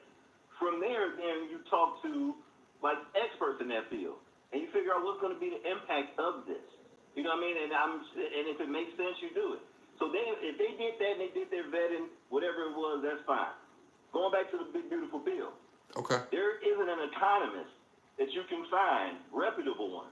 There's not an economist that you can find that doesn't have this increase in our deficit. Correct. We're talking about over however many years or whatever, but it doesn't matter about how many years. The whole point of us it's inevitable. Policy was to limit the deficit. Why we added to it? You can't add to subtract. Correct. So I just think we got to stick to the issue of the issue instead of getting off on. I feel like it's crazy when Elizabeth Warren. Hold on, one moment, Detroit. When Elizabeth Warren comes out and says, "Hey man, this shit is crazy, man," that shit might be crazy, bro. I'm not gonna lie, cause hey man. I mean, and let's think about it like that. Elizabeth Warren, there's people who have different views of Elizabeth Warren, right? There's people who have different views of Rand Paul. There's people who have different views of George W. Bush and Obama and all these different people. But when we start seeing the consensus, there's a political strategy which is Russian in nature, and I'm hoping this Russian bot's hearing this, so we know what you're doing. You make it so muddy that people can't tell what they can trust. That's the dirty game of politics. And that's what Trump learned the most, I think, when he went over there, at least politically. That's what he learned from the Kremlin, was if you make it muddy enough, then people can't figure out where the dirt is. Here we go. If the water's muddy enough and you're trying to grab your wife, you're just going to feel the first body and think it's her. One moment, Detroit, they dropping some stats. They dropping some stats in the comments. They want you to comment on these stats. It says the U.S. birth rate in 2023 was the lowest in decades with 3.6 million births, about 76,000 fewer than the previous year. They're saying it could be a trend. Which will probably be because of people's uncertainty with the economy. Why do people don't want to have babies and not be able to take care of them? They don't. Now, like what you've seen in different areas and different things is that the birth rate in certain low-income areas is higher, right? We've seen that. And usually in those same areas, you have a lack of education, a lack of further education. Let me say that. You have people that still are educated, but you have a lack of, maybe higher education. You have a lack of resources as far as counseling and stuff like that for young folks.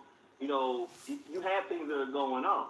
But the birth rate doesn't have to be something that's because, you know, it's too many boy girls. You know, if that's what they're trying to say. Like, you know, like that's No, crazy no, to me. no. Like, We're not. I'm not saying that it's because of too many boy girls. What I'm saying is this: is that not many other places in the world are debating this. You know what I'm saying? Like, let's look at the power countries, the countries that we already talking about, worried about. It's like if us as Americans can't define whether we're male or female, it's like where are we in the world? You know what I'm saying? Like, what gives us that judgment? what What gives makes us? America be able to judge that better than It's not about it. Okay. Let me say it's not about America. Let me say it's about just signs. You know what I'm saying? It's like if you were born this way, you born this way. If you now, I have no problem. I have no problem with a motherfucker doing what they do. But my thing is the trend. It's the trend. If we're already seeing decline in birth rates, it's a trend worldwide. We see Japan already, you know, breathing for air, selling more adult diapers than baby diapers. Me as an American, I want to get on that early. It's not about what people do in their bedroom. It's not about what people do in their fair time. It's about common sense for me. I don't want, like, if we're struggling with math and English and writing, why the fuck will I want to put it on kids to figure out if they're a girl or a boy? Well, When they gotta sit down and stand up. No, okay. I don't remember. I'm a boy. All right, you a man too. You know, I don't remember somebody teaching me that I was a boy. I do. I remember I'm from the teaching me the South though. difference. You know what I'm saying? You say you from Detroit. Between a boy and a girl. So girls don't, you know, like I don't remember girls getting this conversation of you're a girl. It's like, or boys getting this conversation. But if you have a question about the other, How old are you, like Detroit? Let me I'm ask 44. that. Okay, so I'm 32. So I'm gonna speak for that. I definitely remember being taught that I'm a boy. Like it was certain things like for instance, pissing outside.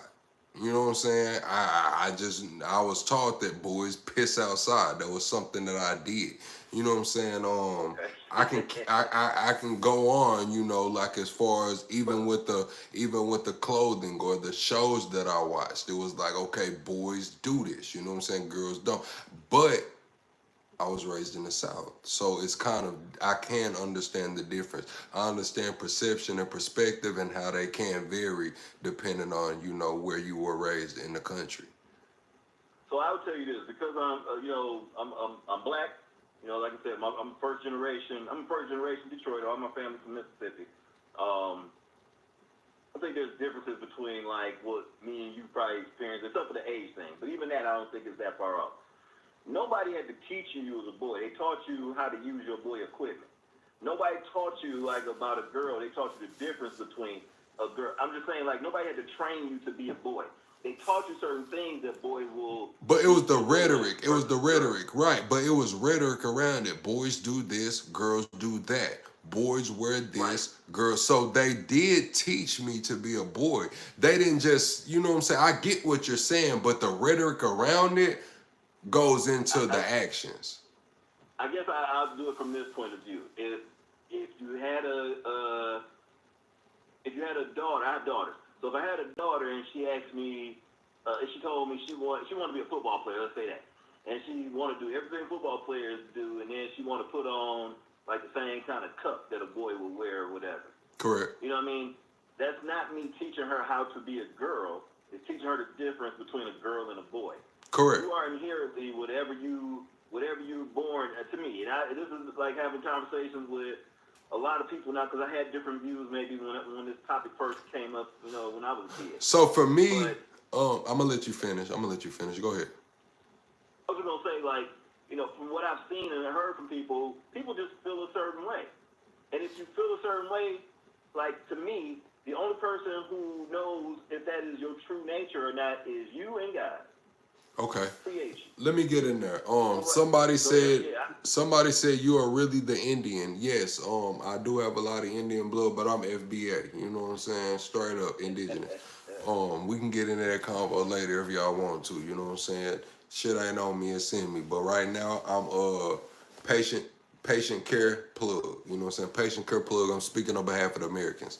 But going into the what you said though.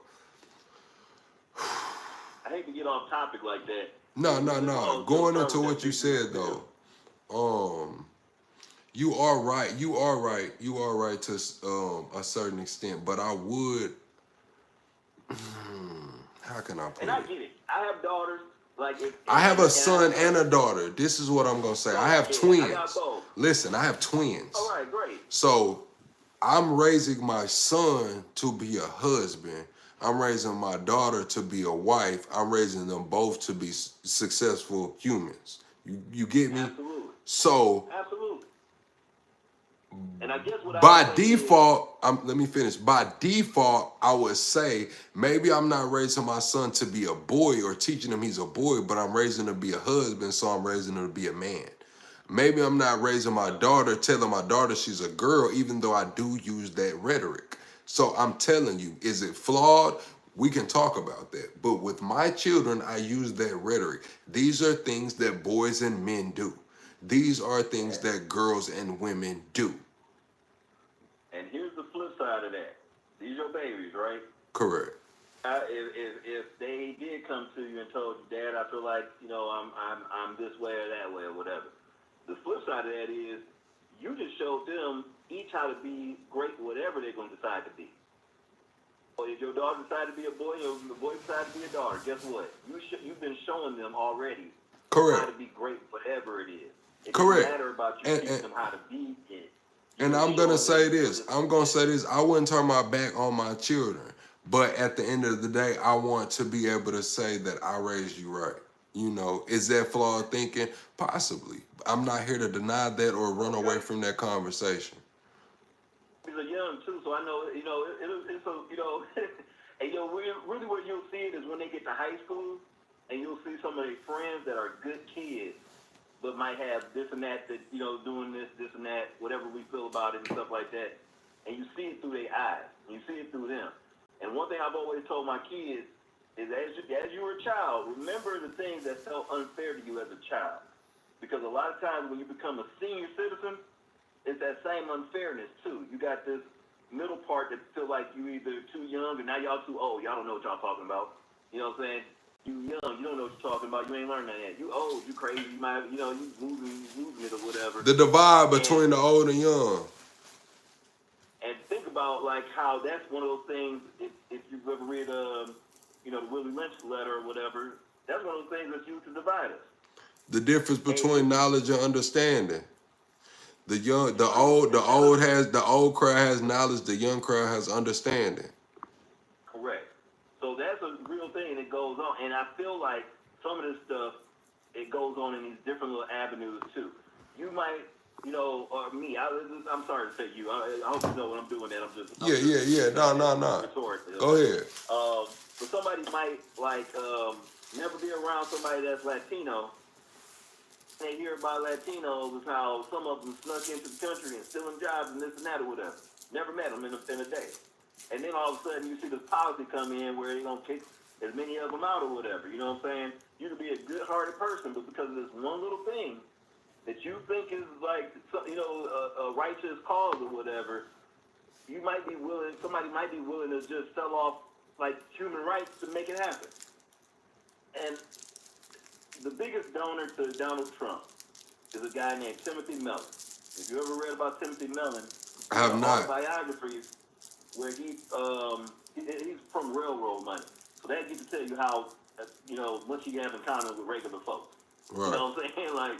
So he feels like social services, like Medicare, Social Security, things like that, are a new form of slavery.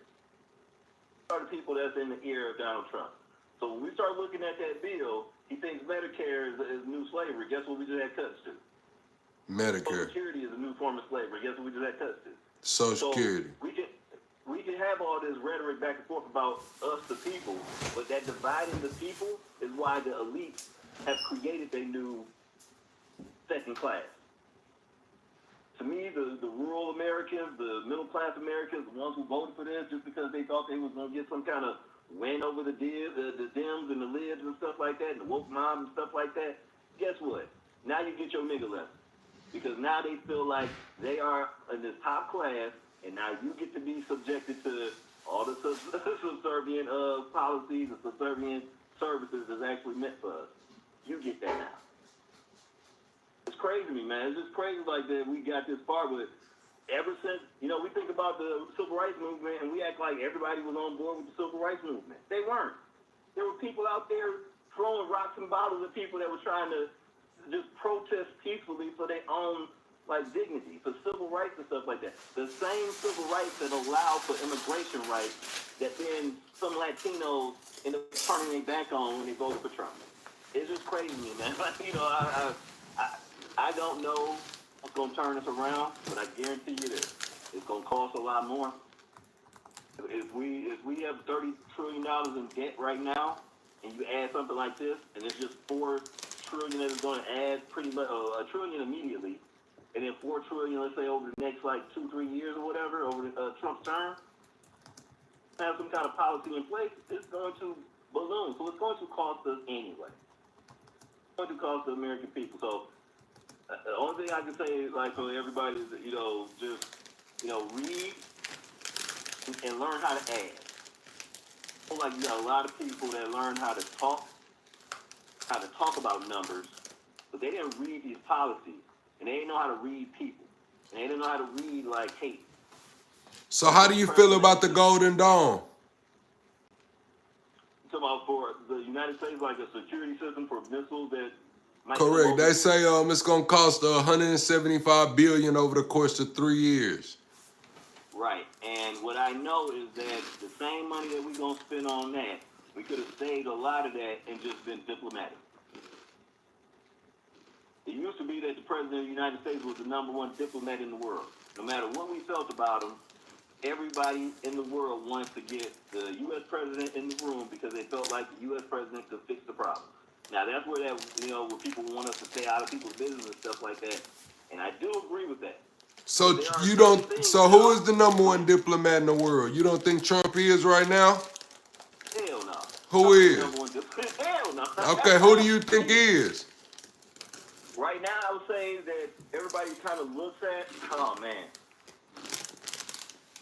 In the world, I would say, man, who is everybody looking at? Honestly, I would say Trudeau was there for a little bit, and I know he got a bad rap there at the end, but.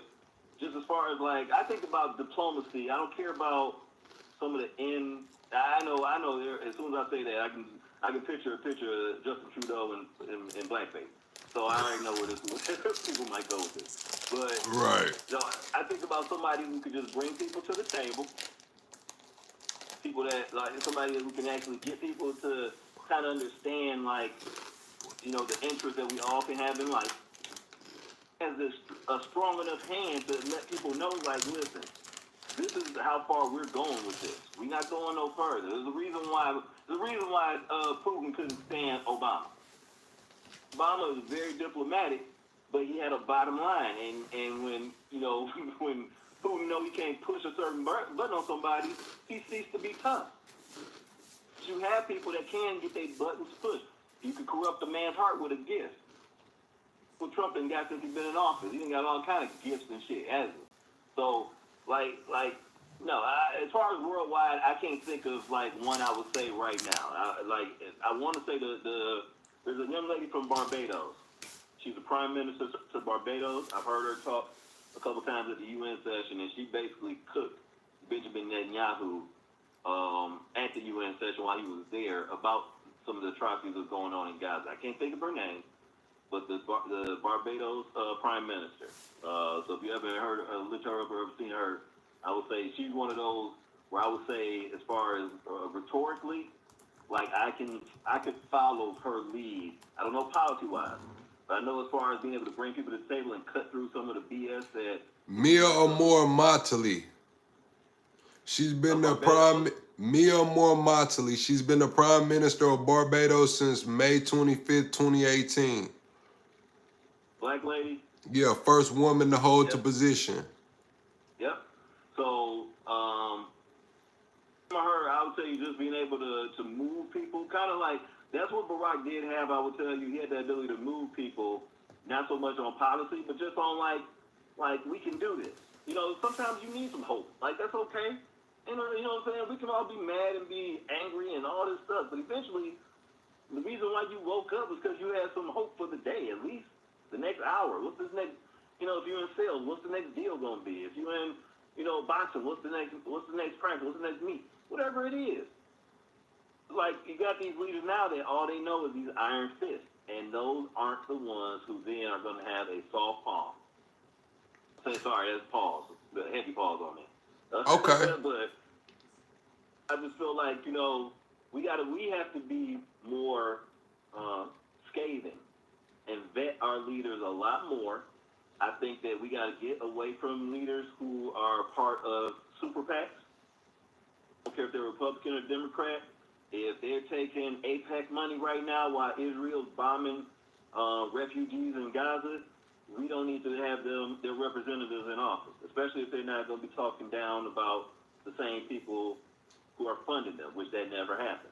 Okay. We need to get away from anybody who is extreme left or right. Okay. We need to get away from supremacists. We need to get away from extreme, like, you know, violence of any sort or anything like that. We need to get away from using the military on the people. Nah, for sure. Some of these things weren't things that we had to wait until Trump was in office to know what he would do. He hinted around to them for years. Okay. Hell yeah. Well, let me get some hot takes for you before we get the next call in here, man. Let me get a couple hot takes for you. If JD Vance puts DeSantis on that card with him, who can the left put up to beat him? I would say right now, I think that you have, honestly, I think that Bernie as your VP, whoever's running, might be a good idea.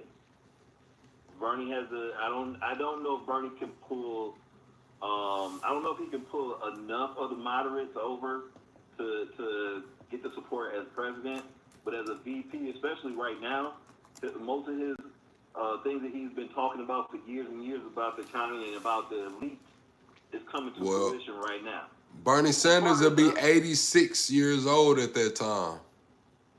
Listen, like I said, as far as a VP, I'm thinking somebody like him. As far as somebody for president, I'm not gonna answer that. And the only reason why I don't have any names I can think of, but I think we really got to do something. Like I was just saying, we got to do a scathing vetting job of who actually is out here right now. I would love to say Hakeem Jeffries, because I think he could be that type of candidate. But Hakeem Jeffries takes so much APEC, and he's the leading Democrat APEC money getter. And like I said, I can't support nobody who supports an apartheid. Hakeem and Bernie, I don't know if they beat DeSantis and Vance. Well, I don't even know why anybody would want them two up there anyway. J.D. Vance is a weirdo, and oh man, Troy, I think never mind. I won't tell you what I think is going on right now, but no, I don't see why. I don't know. Like if anything. Okay, let me get this last question. We're gonna get to the next call, and I'm finna go put my Tony's piece in the it ain't Tony's, it's Red Baron. I'm finna put a Red Baron piece in the oven. Yes, chat. I'm that. Yeah, I'm finna put one of the Red Barons in that motherfucker. But listen, how do you feel about Mark Cuban running for president? You know, he said he turned down Kamala asked him to apply to run as VP. He said he don't feel like he would be a good number 2. How do you feel about Mark Cuban potentially running?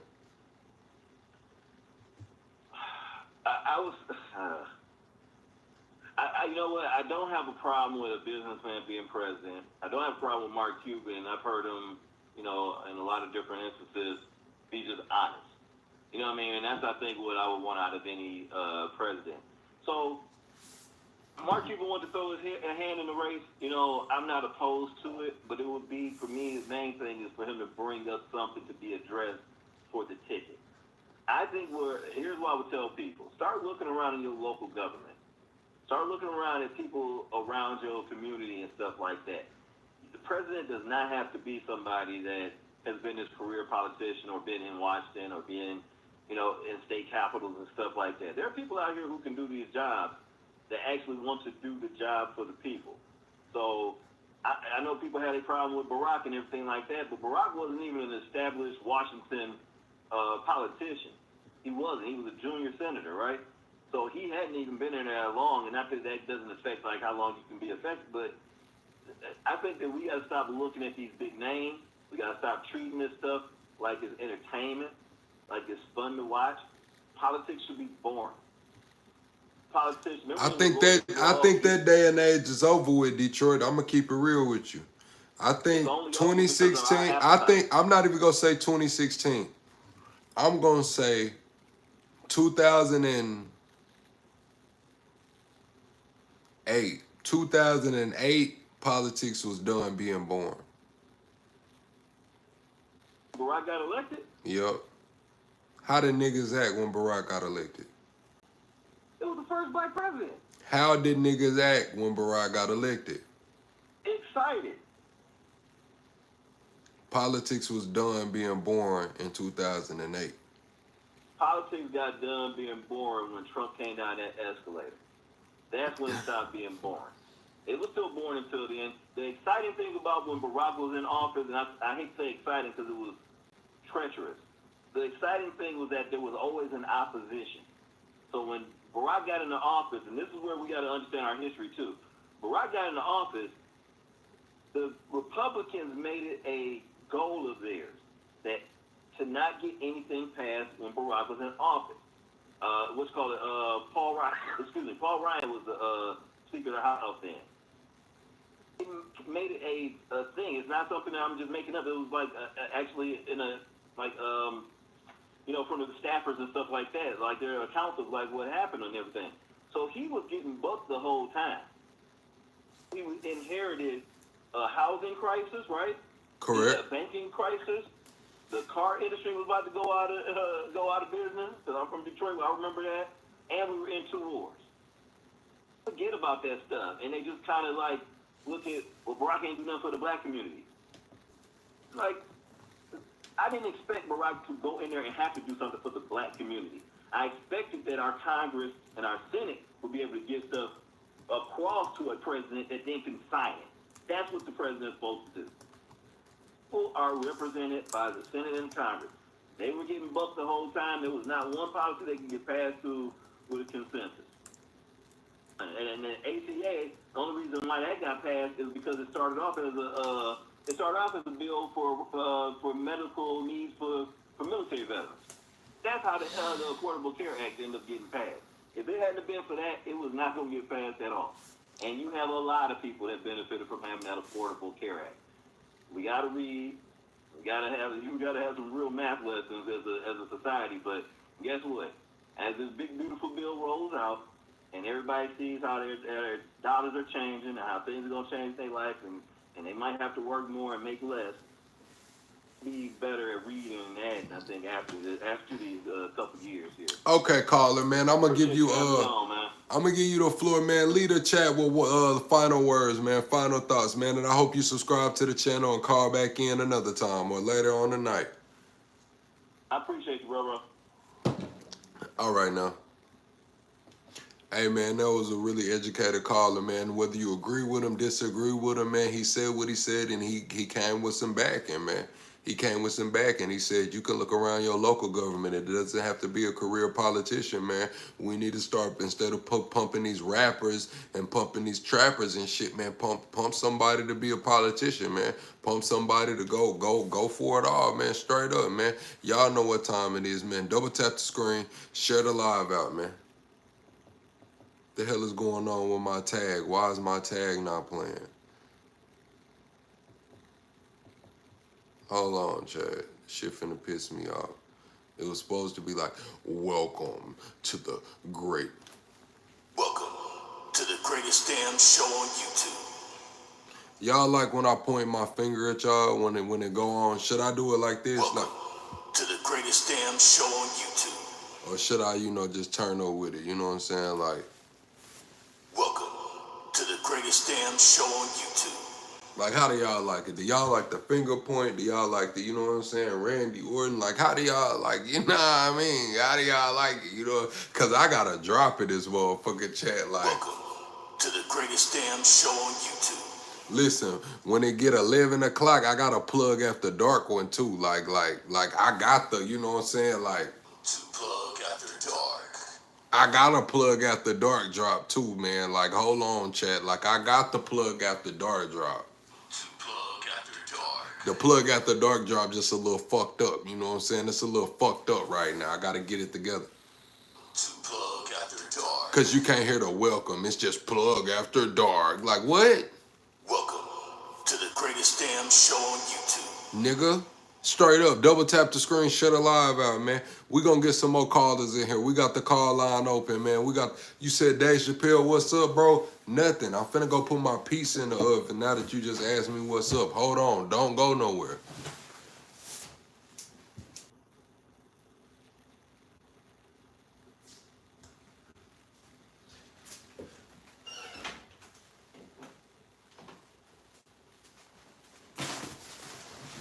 All right, we back in this motherfucker, man. Everybody left. Damn, y'all left. Damn, y'all left me for real.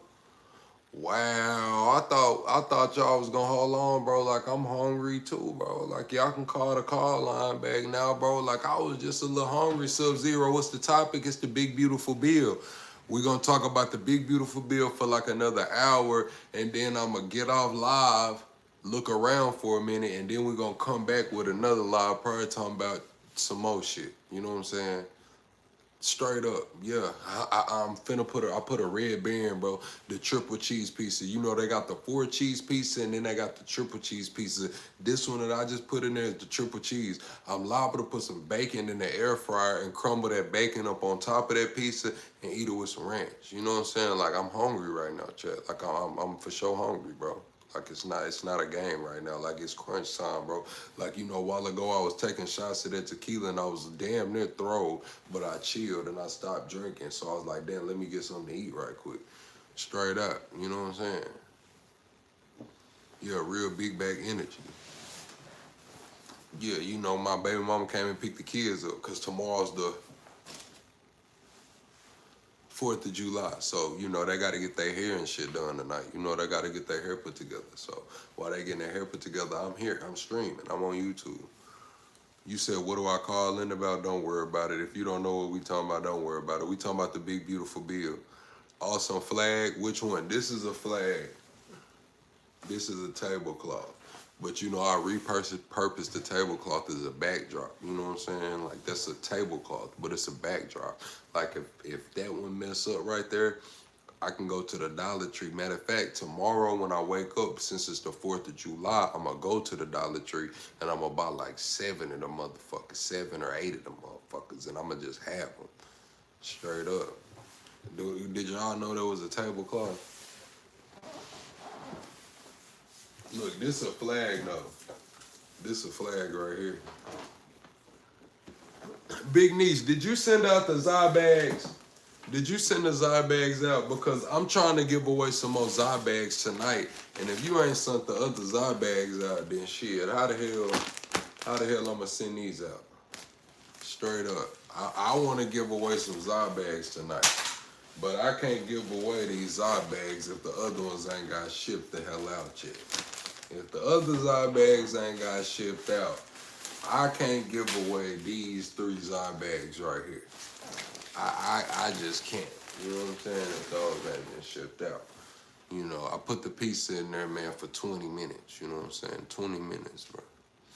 Yeah, you say you got the flag from Dollar Tree? Yeah, I got that flag from Dollar Tree.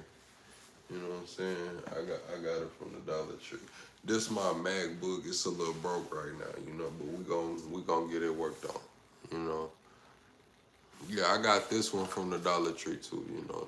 I think I got 4 little hats for like $1.25. $1.25. We talking about the big beautiful bill. Appreciate that sub, caller, man. We talking about the big beautiful bill, but right now I'm really can't think about anything but this pizza I got in the oven. You said you just took a dump. I hope that dump was peaceful, and I hope you wiped your ass correctly. You know, a lot of y'all don't wipe your ass right. A lot of y'all don't wipe y'all ass right. And I'm not gonna lie, See, it's Bookie. It look like you might be one of them motherfuckers that don't wipe his ass right. Sid might know that you don't wipe your ass right. You said you get paid by the RNC with a bucket of KFC, fried chicken. Nah, they not paying me nothing yet, but it look like you don't wipe your ass good. You need to go get some dude wipes. And matter of fact, since you just took a shit and you came back that quick, I know you didn't wipe your ass. You probably should have gotten a tub. You probably just one swipe. You probably swiped that motherfucker like a credit card. That's how you wipe your ass. And keep going. That's why you see it's Bookie coming back here and telling me you just took a shit, because that's how you wipe your ass. And keep going. You nasty motherfucker.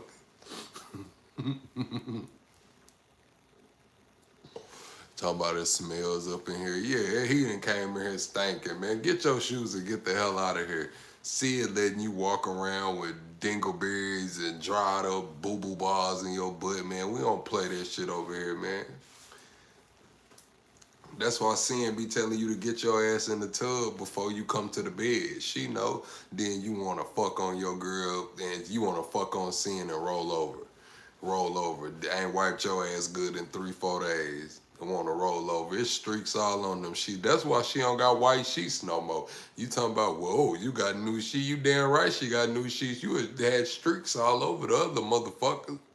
She couldn't bleach them bitches out. She tried all kind of bleach and everything. That motherfucker streaked up, man. What I'm drinking, tequila. You said I like to pick single berries off with your teeth. They call it dingleberries, Silas. Your name's Silas. I don't even trust you. Your name is Silas, man. You might be one of those. Hands up, man. You might be one of those, man. Everybody need to put their fucking hands up around you, Silas. I don't trust the nigga named Silas. Appreciate that, J, man. Talking about autocorrect told you off. You say, see as we can read, you don't need to repeat what it says. Say, bring token black and get a free MAGA hat. Listen, I ain't even got no MAGA hat. Fuck Trump, fuck MAGA. Listen, fuck Kamala, fuck the Dem. What's up, caller? Where you calling from? What's your name? My name is Paul Wall. What up, bro? My name is Paul Wall. You say Paul Wall? Hey, so we're talking about the big better. It's a little loud in here, my fault, you know what I'm saying? Niggas live in the hood and stuff. They out there riding through this bitch. Yeah, we talking about the big beautiful bill. But I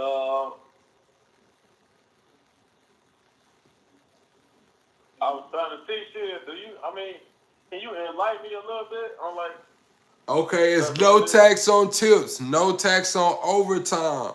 They gonna build the Golden Dome, the missile defense system. They finna start rebuilding the border wall. 17 million Americans might lose health care.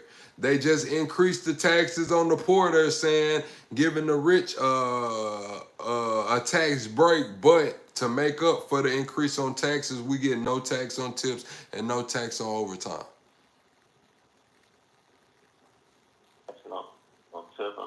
I mean, shit. A lot of us work overtime and shit. $12,500 of overtime, you will get tax free.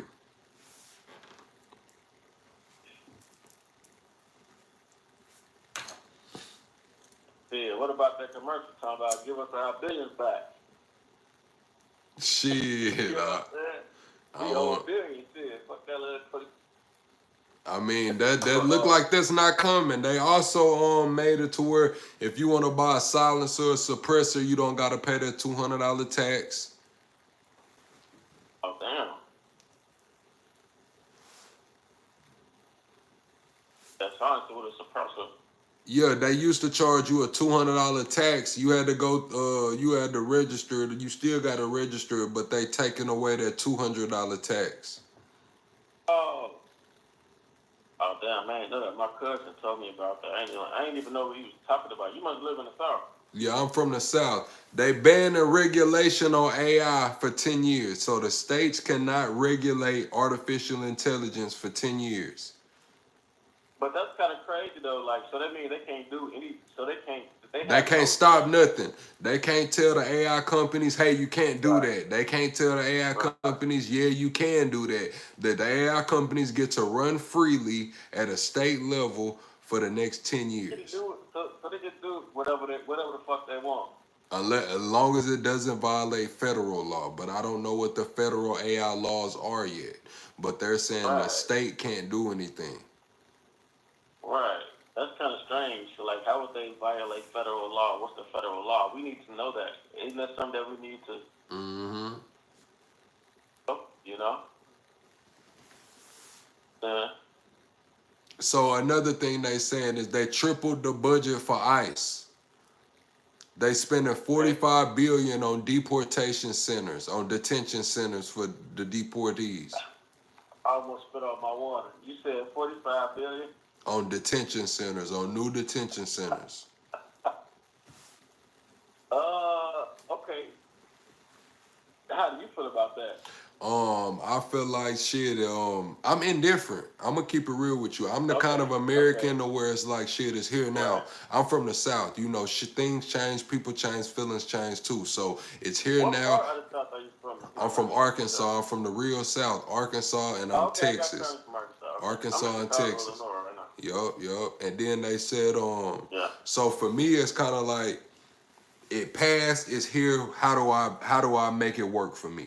How do I adjust? Right. They said no tax on overtime, so I know the $12,500 worth of overtime, I can get that in. So I might be trying to maneuver to somewhere that got overtime. They say $25,000 no taxes, so I might be trying to get a side hustle or a part-time job or talk with my tax professional on how I can give. Unbelievable that You know what I'm as an saying? American citizen will have to go and get a part-time job and all these things when they spending $45 billion on payment centers and things like that. Correct. Another thing they said, it green lights the sale of public lands. So they're going to be able to sell the federal lands is what the Democrats are saying. They're saying that the Republicans made this federal land up for sale. Get that land for them to even be able to sell. Okay. Sell public land. Like, how can they just, like, how can they sell that? How can you sell Oh, land? shit. They said they finna defund the CFPB. Wow, they finna they defunding the CFPB is the Consumer Financial Protection Bureau. So like those are the ones, if the banks or whoever is doing you wrong, you can file a complaint with the CFPB and they gonna fuck with you. But yeah, they saying that this bill is going to defund the CFPB. Damn, I didn't know that. Well, I ain't want shit though, man. I just want to chime in real quick, man. We need more brothers like you, man, who in tune with the politics and shit like that. You know what I'm saying? Hey man, I sure appreciate you for calling in, Chicago. Yeah, man. It's all love, bro. Appreciate All right, now. Hey, man, I appreciate that, brother, for calling, man. Y'all double tap the screen, shut a live out, man. We are 1 hour away from Plug After Dark. And Plug After Dark, we are going to change the title, change the topic. We're going to be talking about some whole other shit. So, what's up, caller? What's your name? Where you calling from? They bullshitting. But like I was saying earlier, man, when it comes to America, man, I'm going to say fuck Trump, fuck Kamala, fuck Biden, fuck all them folks when it comes to America, man. I'm American first, man. I'm not loyal to just no one person in this motherfucker. I'm not loyal to no one party, bro. I'm for America for real, man. Like, at a certain point, you know what I'm saying? Like, I understand I'm not just the most humanitarian motherfucker in the world, bro, but I'm America, bro. I'm for America, bro. Like, shit, that America first shit, man. Hey, man, when it all falls down, I don't got nowhere to go, bro. Like, Africa, I don't know them folks over there. Like, Jamaica, Haiti, man, I don't know them folks over there. Like, my people was born in America, right? Straight up. My new topic probably gonna be Diddy or some entertainment type shit. Chavez Jr. got deported. Caller, what's up? What's your name? Where you calling from? Chris from Tennessee. What's up, Chris from Tennessee? How you feeling about this big, beautiful bill, man, that passed the House today? Both good and bad. Okay, okay. Which way do you lean in? More good or more bad? More good. Okay, more good. Okay, let's talk about it, man. What are the goods about it? What do you think is good about it? And are you willing to sacrifice the good for the bad? 100%. My main thing, I was just like, no tax on tips. $12,500. A lot of people out here are struggling. Now they can make some money. Okay. What about rebuilding the second phase of the border wall? That too. Okay, what about the Golden Dome? The Golden Dome, the defense system. I feel let's do it. Okay. And now what about the cuts to Medicaid, man? The funding to local hospitals, rural hospitals, the 17 million Americans that are at risk of losing their health care. You feel like everything else is a trade-off. Yep, not good. That's why I said both good and bad. Okay. What was your nickname in college, Penguin? You say Hillbilly Moment. That was your nickname. It was Hillbilly Moment? That's crazy. That was an ass nickname, Erica. Don't let nobody else call you that. Okay. All right. So I'm gonna just let you take off, man. I'm gonna get your thoughts and opinions, man. I got a couple hot take questions to ask you as well, but I'm gonna give you the floor, man. Let you speak as an American. How you feeling today, July 3rd, 2025? Honestly, I just want this craziness, everybody divided, to stop, man. I think people have more in common, realize, and they let a couple issues like abortions or the trans shit get in the way of having real conversations. I think people just dug too deep, buying into their party 100% sometimes and not trying to see the other side. We just need to find a middle ground. Okay. So what about Elon and the American Party? He said that's what his American Party is supposed to be about. Like you were saying earlier, fuck most all politicians. Everybody in politics is usually full of shit. Okay. Okay. Another hot take, man. Who do you think the Democrats could put up to go against Vance in a possible DeSantis combo? Beat Vance? JD Vance next time? Correct. Shit, I honestly don't think they have anybody that can beat JD Vance. Okay. Depends on what happens with this Trump administration. Let's see what happens, because it's still too early to tell. If it goes good, then I don't think anybody's going to beat JD Vance, but I think it's too early to tell. I'm on record saying the only person I think the left could put up to beat JD Vance is Mark Cuban. Yeah. Like I said, I don't know. It's too early to tell. Talk to you again in another 2 years, maybe. See where things are kind of heading. If it turns out fucked up with Trump, then of course, I mean, I think Cuban would have a chance. But if it goes well, then I don't think Cuban has a chance against Vance. Okay. Well, I appreciate that caller, man. I'm going to let another person call in, man. I hope you subscribe to the channel and call back in either at a later time or later on tonight. Man, you have a good one. All right, you as well. Yes, Mike, anyone can call in. Anyone can call in. I'm waiting on my pizza to get done. I don't hear the oven going off. I'm really waiting on that pizza. You talking about they could put up Eminem? Hell no, they couldn't put up Eminem. What's up, Panther Network? What's up, Ben? You talking about what's new, plug? The big beautiful bill passed the house. The big beautiful bill passed the house, man. That's what's new. It's crazy. You said Bulletproof will be president in 2028? No, I do not think so. DeSantis and JD, that's what I'm thinking. I'm thinking the only people like the other caller Detroit said that if somebody puts Bernie as a running mate, that would be good. I would think that would be good, but Bernie's gonna be too damn old. He's gonna be 86. So I'm on record saying, man, if the left wants to win, they need to run Mark Cuban, man. Straight the fuck up, man. If they don't want to leave it up for chance, man, they need to go and run Mark Cuban. Put Gavin Newsom as vice president or AOC as vice president, man, and get this shit get the job done. Cause ain't nobody else gonna just buy themselves, man. Straight up. I don't think nobody else got it. Not right now. Yeah, Mark Cuban, if y'all want to win. Gavin Newsom sounds good. AOC sounds good, but they're not going to win. That's the thing. It's about who going to win. Do y'all want to win or do y'all want to say we had a good shot? We tried. We gave our best shot. You know what I'm saying? Or do y'all want to fucking win, bro? Do y'all want to do the left want to win, or do they want to say they gave it a good shot? Man, Mark Cuban will fuck around and win, bro. Mark Cuban go get a lot of independent voters. Mark Cuban fuck around, knows how to go viral. Mark Cuban is the doppelganger to Trump. It's the left version of Trump, a more independent version of Trump. Straight up, Gavin Newsom got too much going on right now with Cali. Yeah, he a career politician, third largest economy in the world. Shit, he got them fires. They talking about the damn water over there. Got the riots. He bucking against Trump. Like, shit, man. Hey, man. AOC, man. You see they doing her wrong. Talking about her origins. They doing her like they did Kamala. Straight up. My pizza just went off. So I'm finna go grab it. But yeah, Mark Cuban, man. Clean political slate. Businessman. Entrepreneur. Hold on.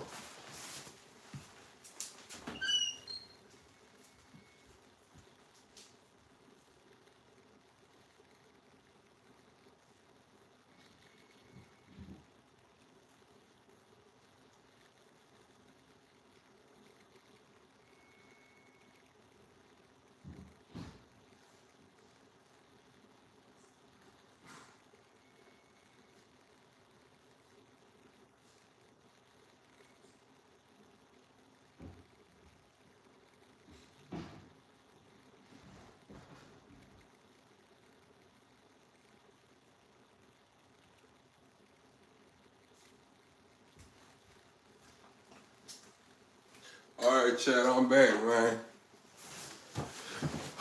This the pizza, bro. This the pizza, Chad.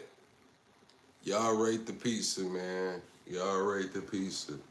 What y'all got on the pizza, bro? No Diddy, no Epstein, no Drewski.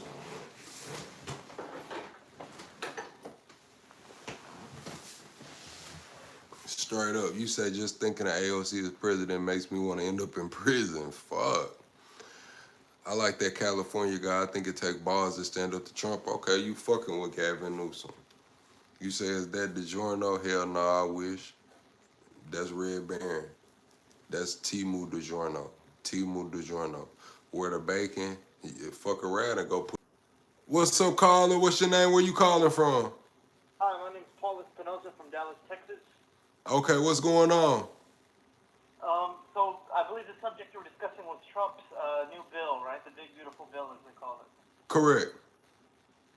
I'm calling, my perspective is I support the bill.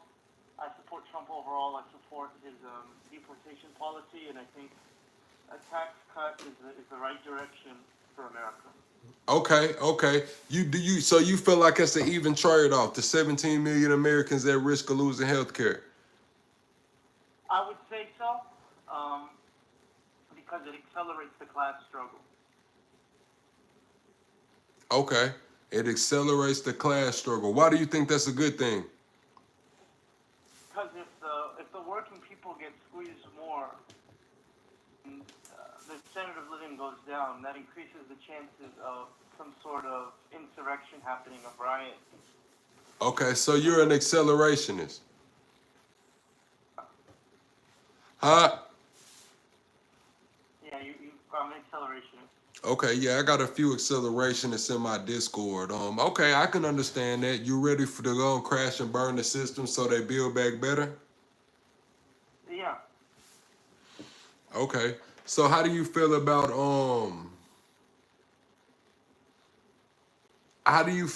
just everything in the bill? How do you feel about the Golden Dome and the ICE spending budget? Well, migration, cutting down on mass migration is a good thing for the working class because the foreign labor dilutes wages. Okay, so are you willing to pay $20 for a $10 product in America, knowing that it's made in America? Well, of course, it's about comfort versus success.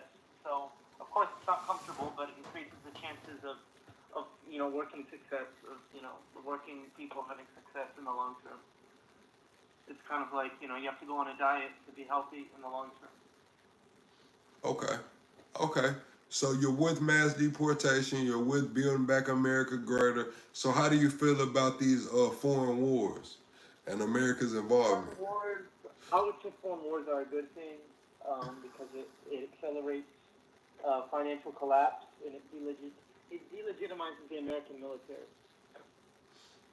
Okay. So I actually want Trump to invade Iran. I don't think he's going to do it, but I would like it if he did. Okay. So do you have any children?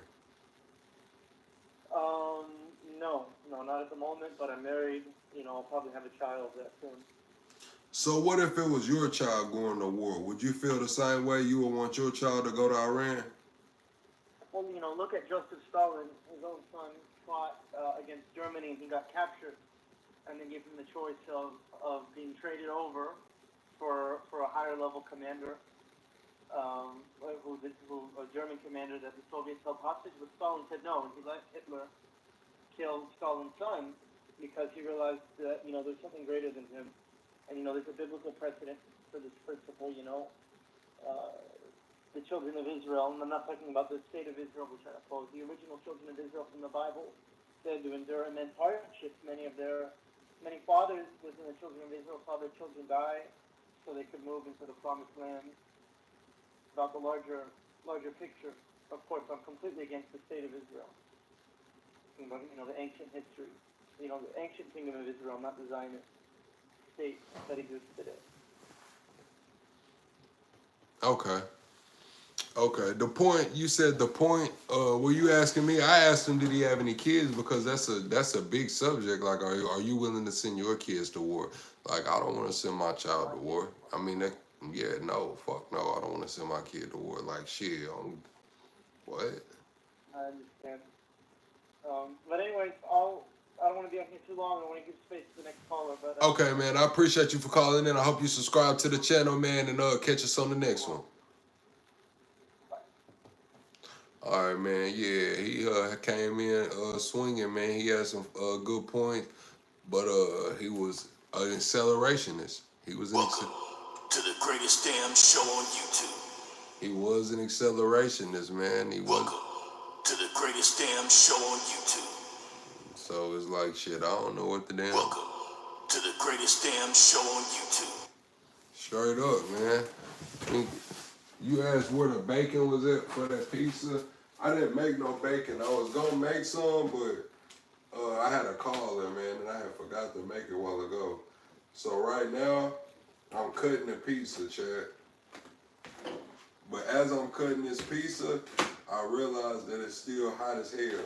So I'm not trying to burn my tongue when I eat it. You know what I'm saying? Like, it's not worth burning my tongue over and not being able to taste it. Like, I'm hungry as hell, Chad, but I'm not hungry enough to ruin my taste buds for the night. Like, have y'all ever bit something like a piece of pizza that was hot as hell and it just ruined your taste buds for the night? Have y'all ever just ate something and it just ruined your taste buds for the night? It's like you, and then it be over with. Your food not even good no more, bro. You should have just waited, bro. You should have just waited, bro. To the greatest damn show on YouTube. Yeah, you should have just waited, bro. Straight up, man. Let me put the calls back on. Y'all can call in now. I just put the calls back on. It was on Do Not Disturb, but y'all can call back in now. You know what I'm saying? I see somebody's been calling a few times. You can call in now, caller that's been calling. Matter of fact, we're going to call you back. What's up, caller? What's your name? Where you calling from? Wade. Man, I ain't got time for you playing on my phone, Wade. You said, what's the topic? We still talking about the big, beautiful bill. We got about...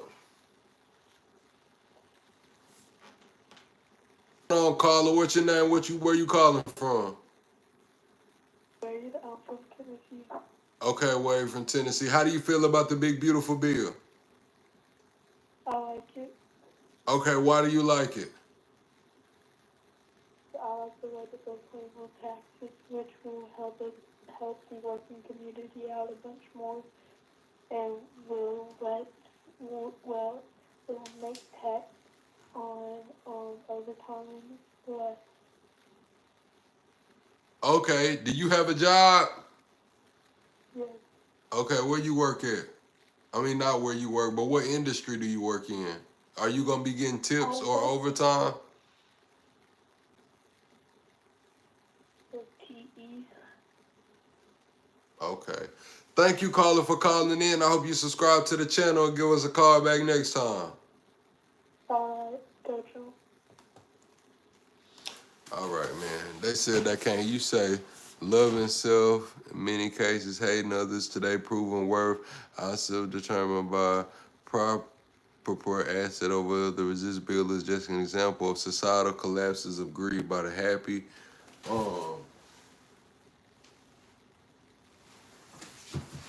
Damn, bro.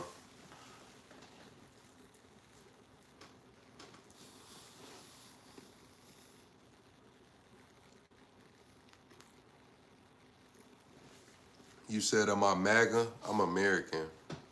I'm American.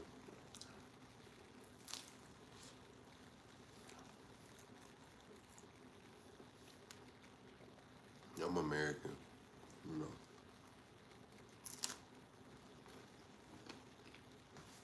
Currently, I'm hungry.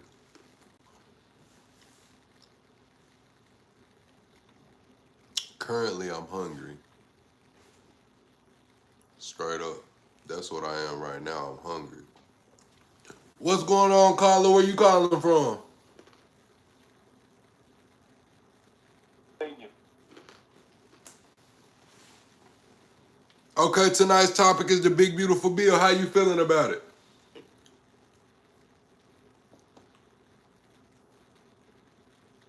Caller, we can't hear you.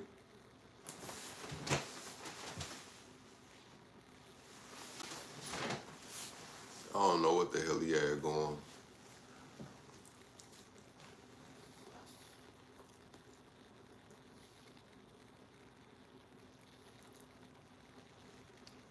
This Tony Pizza gonna ride every time. I should have put that bacon on it though. Let me go get some ranch.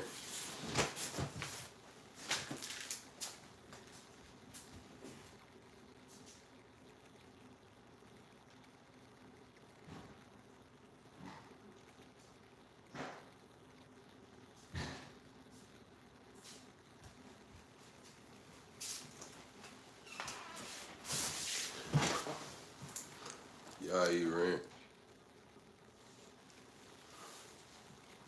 The Hidden Valley. You say you called me when? My pizza ain't from the damn Dollar Tree. I got this motherfucker from Target. I got this pizza from Target.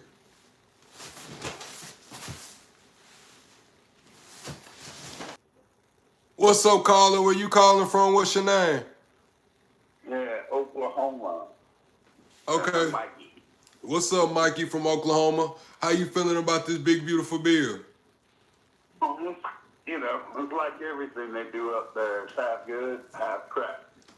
And these days, you can't afford this half crap no more. I don't care who's running the place. You know, I mean, at least this one's trying to do something for people, but you get tired of over and over these people get up there and they go up and everybody voting in, they get there, they want to, you know, do good things and all this, and then 6 months later they're doing what everybody else told them to do. You know, at least this one is in there now. Fuck you guys. I'm going to do what I'm going to do because I'm the guy that's doing it. And if you don't like it, well, you know, go pound sand. Okay. It used to be working so far. So as long as it works, I'm for it. But there's some things in there that, you know, that people don't understand that he can't really mess with. Okay, when you go to like people that's on disability, mamas that's got kids, things like that, they can't touch that money. He can't personally touch that money. It's going to take a vote from all them idiots up in that one building. Same on both sides. And I say all the idiots because they're all in one building. Okay, they're the ones control all that. And so they get up there and like, I'm sorry, I'm gonna call this guy Duke. Hakeem Jeffries, he talks a big game, and he talks and he talks and he talks. But he ain't saying nothing. All he's doing is adding out time that he's going to get more notice when it comes down the road.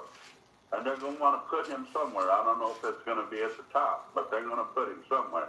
That's why he's doing all this. That's why these guys do all this stuff. You see these people out here, and they're standing up, saying this, saying that, doing this, doing that. It's for no other reason than they want a bigger slice of the pie. Right now, that pie got cut way down. Well, I said it yesterday that the left needs to put, somebody from the left needs to build an online presence. Yes. Yeah, they do. And ain't nobody right now that's going to be there. I mean, the best left that you got right now is Robert F. Kennedy Jr. That's the room now. You know what I'm saying? And, I mean, right now, we're in a transition period. Okay, we went way the hell after COVID. We went way out there. But what the dude in there now, he's doing, he's reeling that shit back in. He's reeling, I don't mind it being a certain way, certain things, I don't mind some of them things, but this far out, letting people get groom their children in the schools. I mean, you say you got kids, right? Correct. You don't want to keep talking to your kids like that. No, hell no. I don't play that shit. I wouldn't either. I wouldn't be talking to my grandkids that way. If I thought a teacher talking to my grandkids that way, they get a smack. Luckily, some of my family's in the teaching, and they're the good side of the teachers, and I see what they have to go through. So I kind of get that background on it, too. And it ain't pretty there either. I mean, they just don't talk about it because they like their job. Okay. Nah, for sure, man. I've been seeing more and more teachers going viral for getting caught messing with kids now than ever. It's like every day I look on World Stars, another teacher with a damn, it's more the female teachers too with a damn headshot up there. I know. What's up with that? What was they all when I was in school? That's what everybody says, man. They was there when I was in school. I know a few people that was fucking on the substitutes of the interns and shit like that, man, but it's crazy. Oh, not me, man. All my teachers look like Mr. Doubtfire and shit. But, this big, beautiful bill is going to come out with good stuff. It's going to come out with bad stuff. They're already talking about changing some shit in it for farmers to have the H-1B visa people come back in. And that's another thing people don't realize. Oh, they're getting them all. They're taking them out of here. No, they're not. You still got H-1B visas, which have been around for ever since I was little. And I'm going back. I'm going pre-70, sir. Okay. You always had that. You always had intern labor. And it's just a simple fact of where we are. I had cousins and stuff. They lived up in the Northwest, and they used to go out picking apples and cherries every year. You still me a kid nowadays that's going to go out there in the hot sun and pick apples and cherries all day. It's not happening. And so that's where the strong backs come in. And I picked cotton.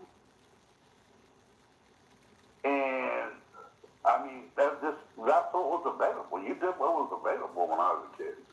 Because if you wanted money, I wanted a car, right? And I had a car in mind. I had to go out and work and get that money to pay for it. I didn't have daddy and mom doing it. I didn't have a rich uncle. I didn't have this and that. Okay. You work for it.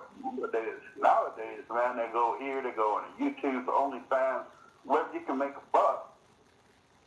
And try to slide it in that way. And that's another thing that's bringing a lot of problems around, too. Especially for them girls, man. It's teaching them they got the worth of nothing. And that's really sliding it down. They don't want to get pregnant. They don't want to have children. They don't want to live in a traditional thing, which is all well and good. But if you're giving away your soul, little pieces for, a token here and a token there, what are you going to do when that shit runs out. I mean, your body's going to dry up sooner or later.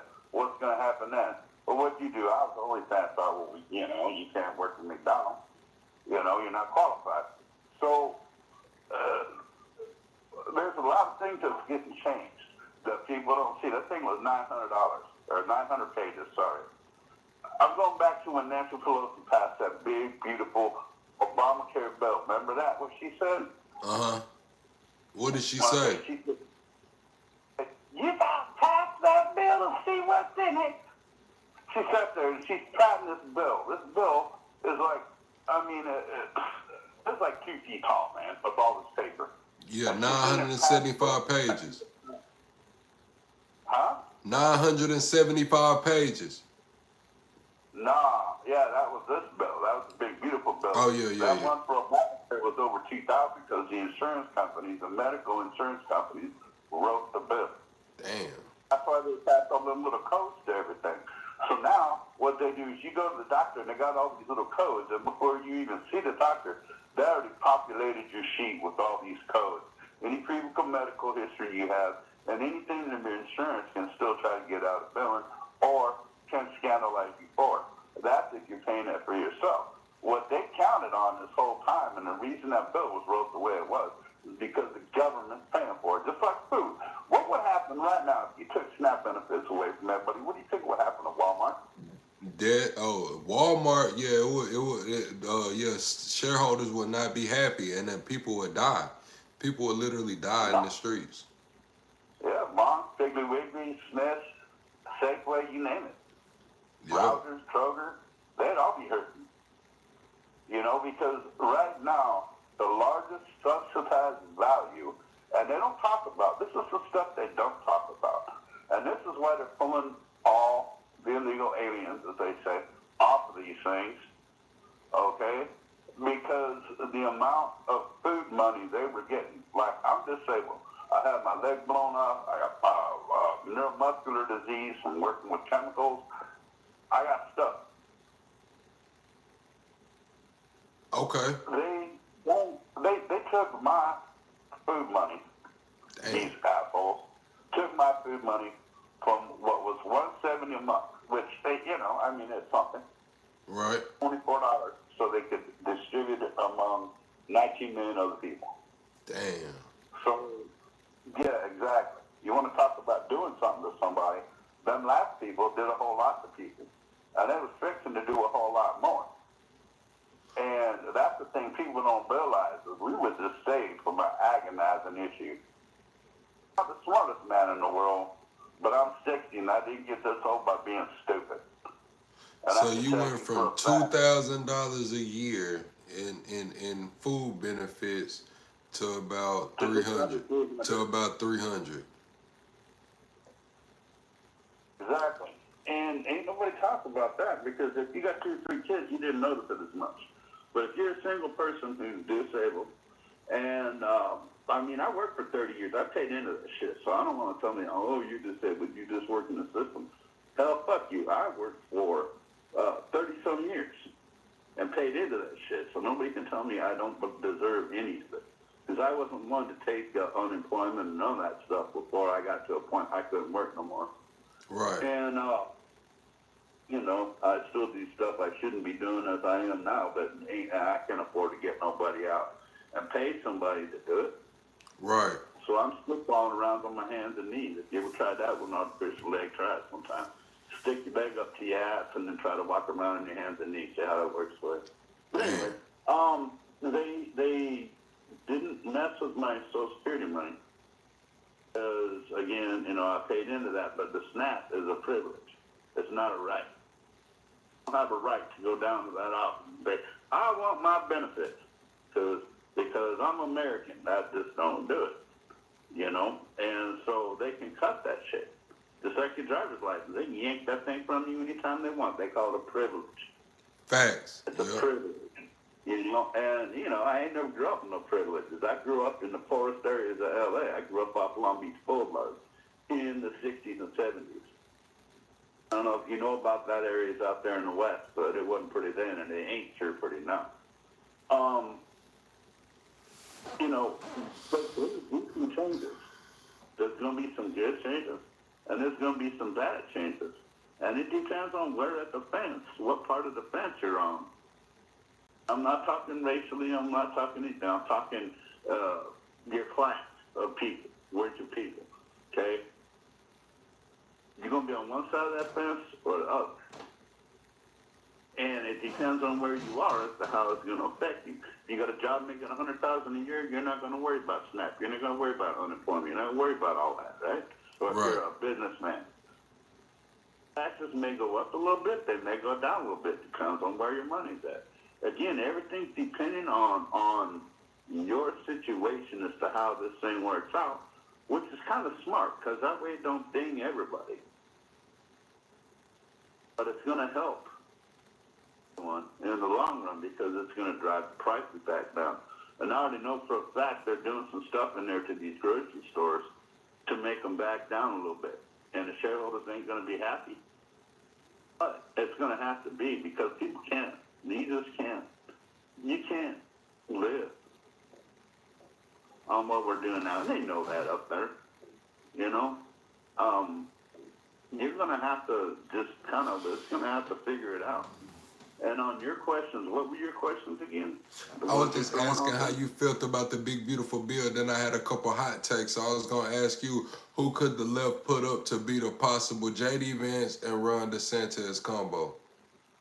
And that's a tough one. I mean, J.D. Vance, and I think Kristi Noem would do a real good job. Only because I know who she is and I know how she's done her job.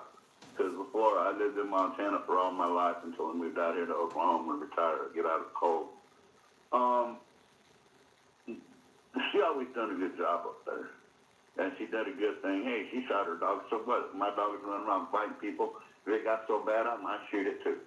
You know? Right. That's just a fact of life up there in ranch land. I mean, you got cattle, you got everything else. You got a bad dog. If I had Kristi Noem would be a good choice to run with him. I think Santos would. I don't know. Santos got a big head sometimes. I think it's a little bit too big for who he is. He hasn't got that. He thinks he's a Trump, but Trump got a pimp hand when it comes to dealing with, especially foreign governments.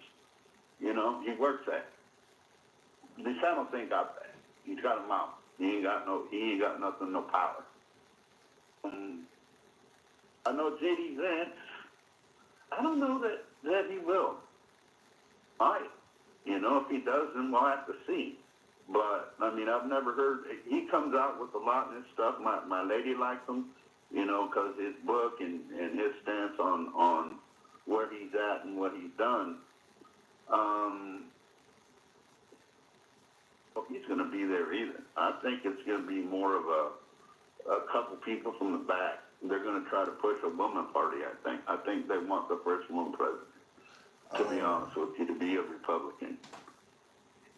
Okay. I don't know how you feel about that. That's a high take, man. I thought J.D. Vance had a clear-cut path to 2028.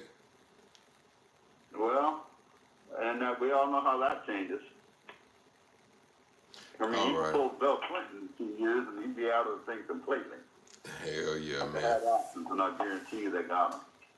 But as far as the Democrat side, I can't see anybody pull their head out their ass far enough to do a proper job. Yeah, because they're all heading to the marginalized part of society.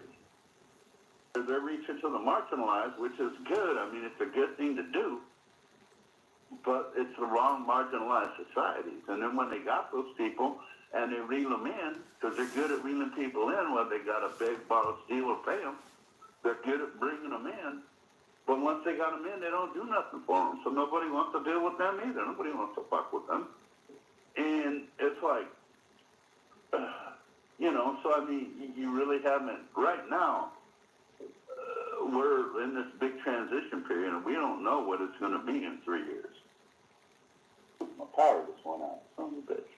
But anyway, yeah. Hey, man, Oklahoma, I appreciate you for calling, man. We finna get ready to wrap this episode up. I'm going to take about a 15, 20-minute break. And then we're going to come back talking about some different topics, man. I appreciate you for calling. I hope you subscribe to the channel. We'll see you on the next one. All right now, man. Chat, that was Oklahoma, man. He called in with some good topics, man. We finna get ready to take a break. I'm finna finish eating my pizza and look around for a minute, and then we're gonna come back, man. We'll probably talk about Diddy and some other trending topics, man. I want to appreciate y'all for rocking with me. Double tapping the screen. We got over 100 likes. Y'all know I'm trying to get monetized right quick.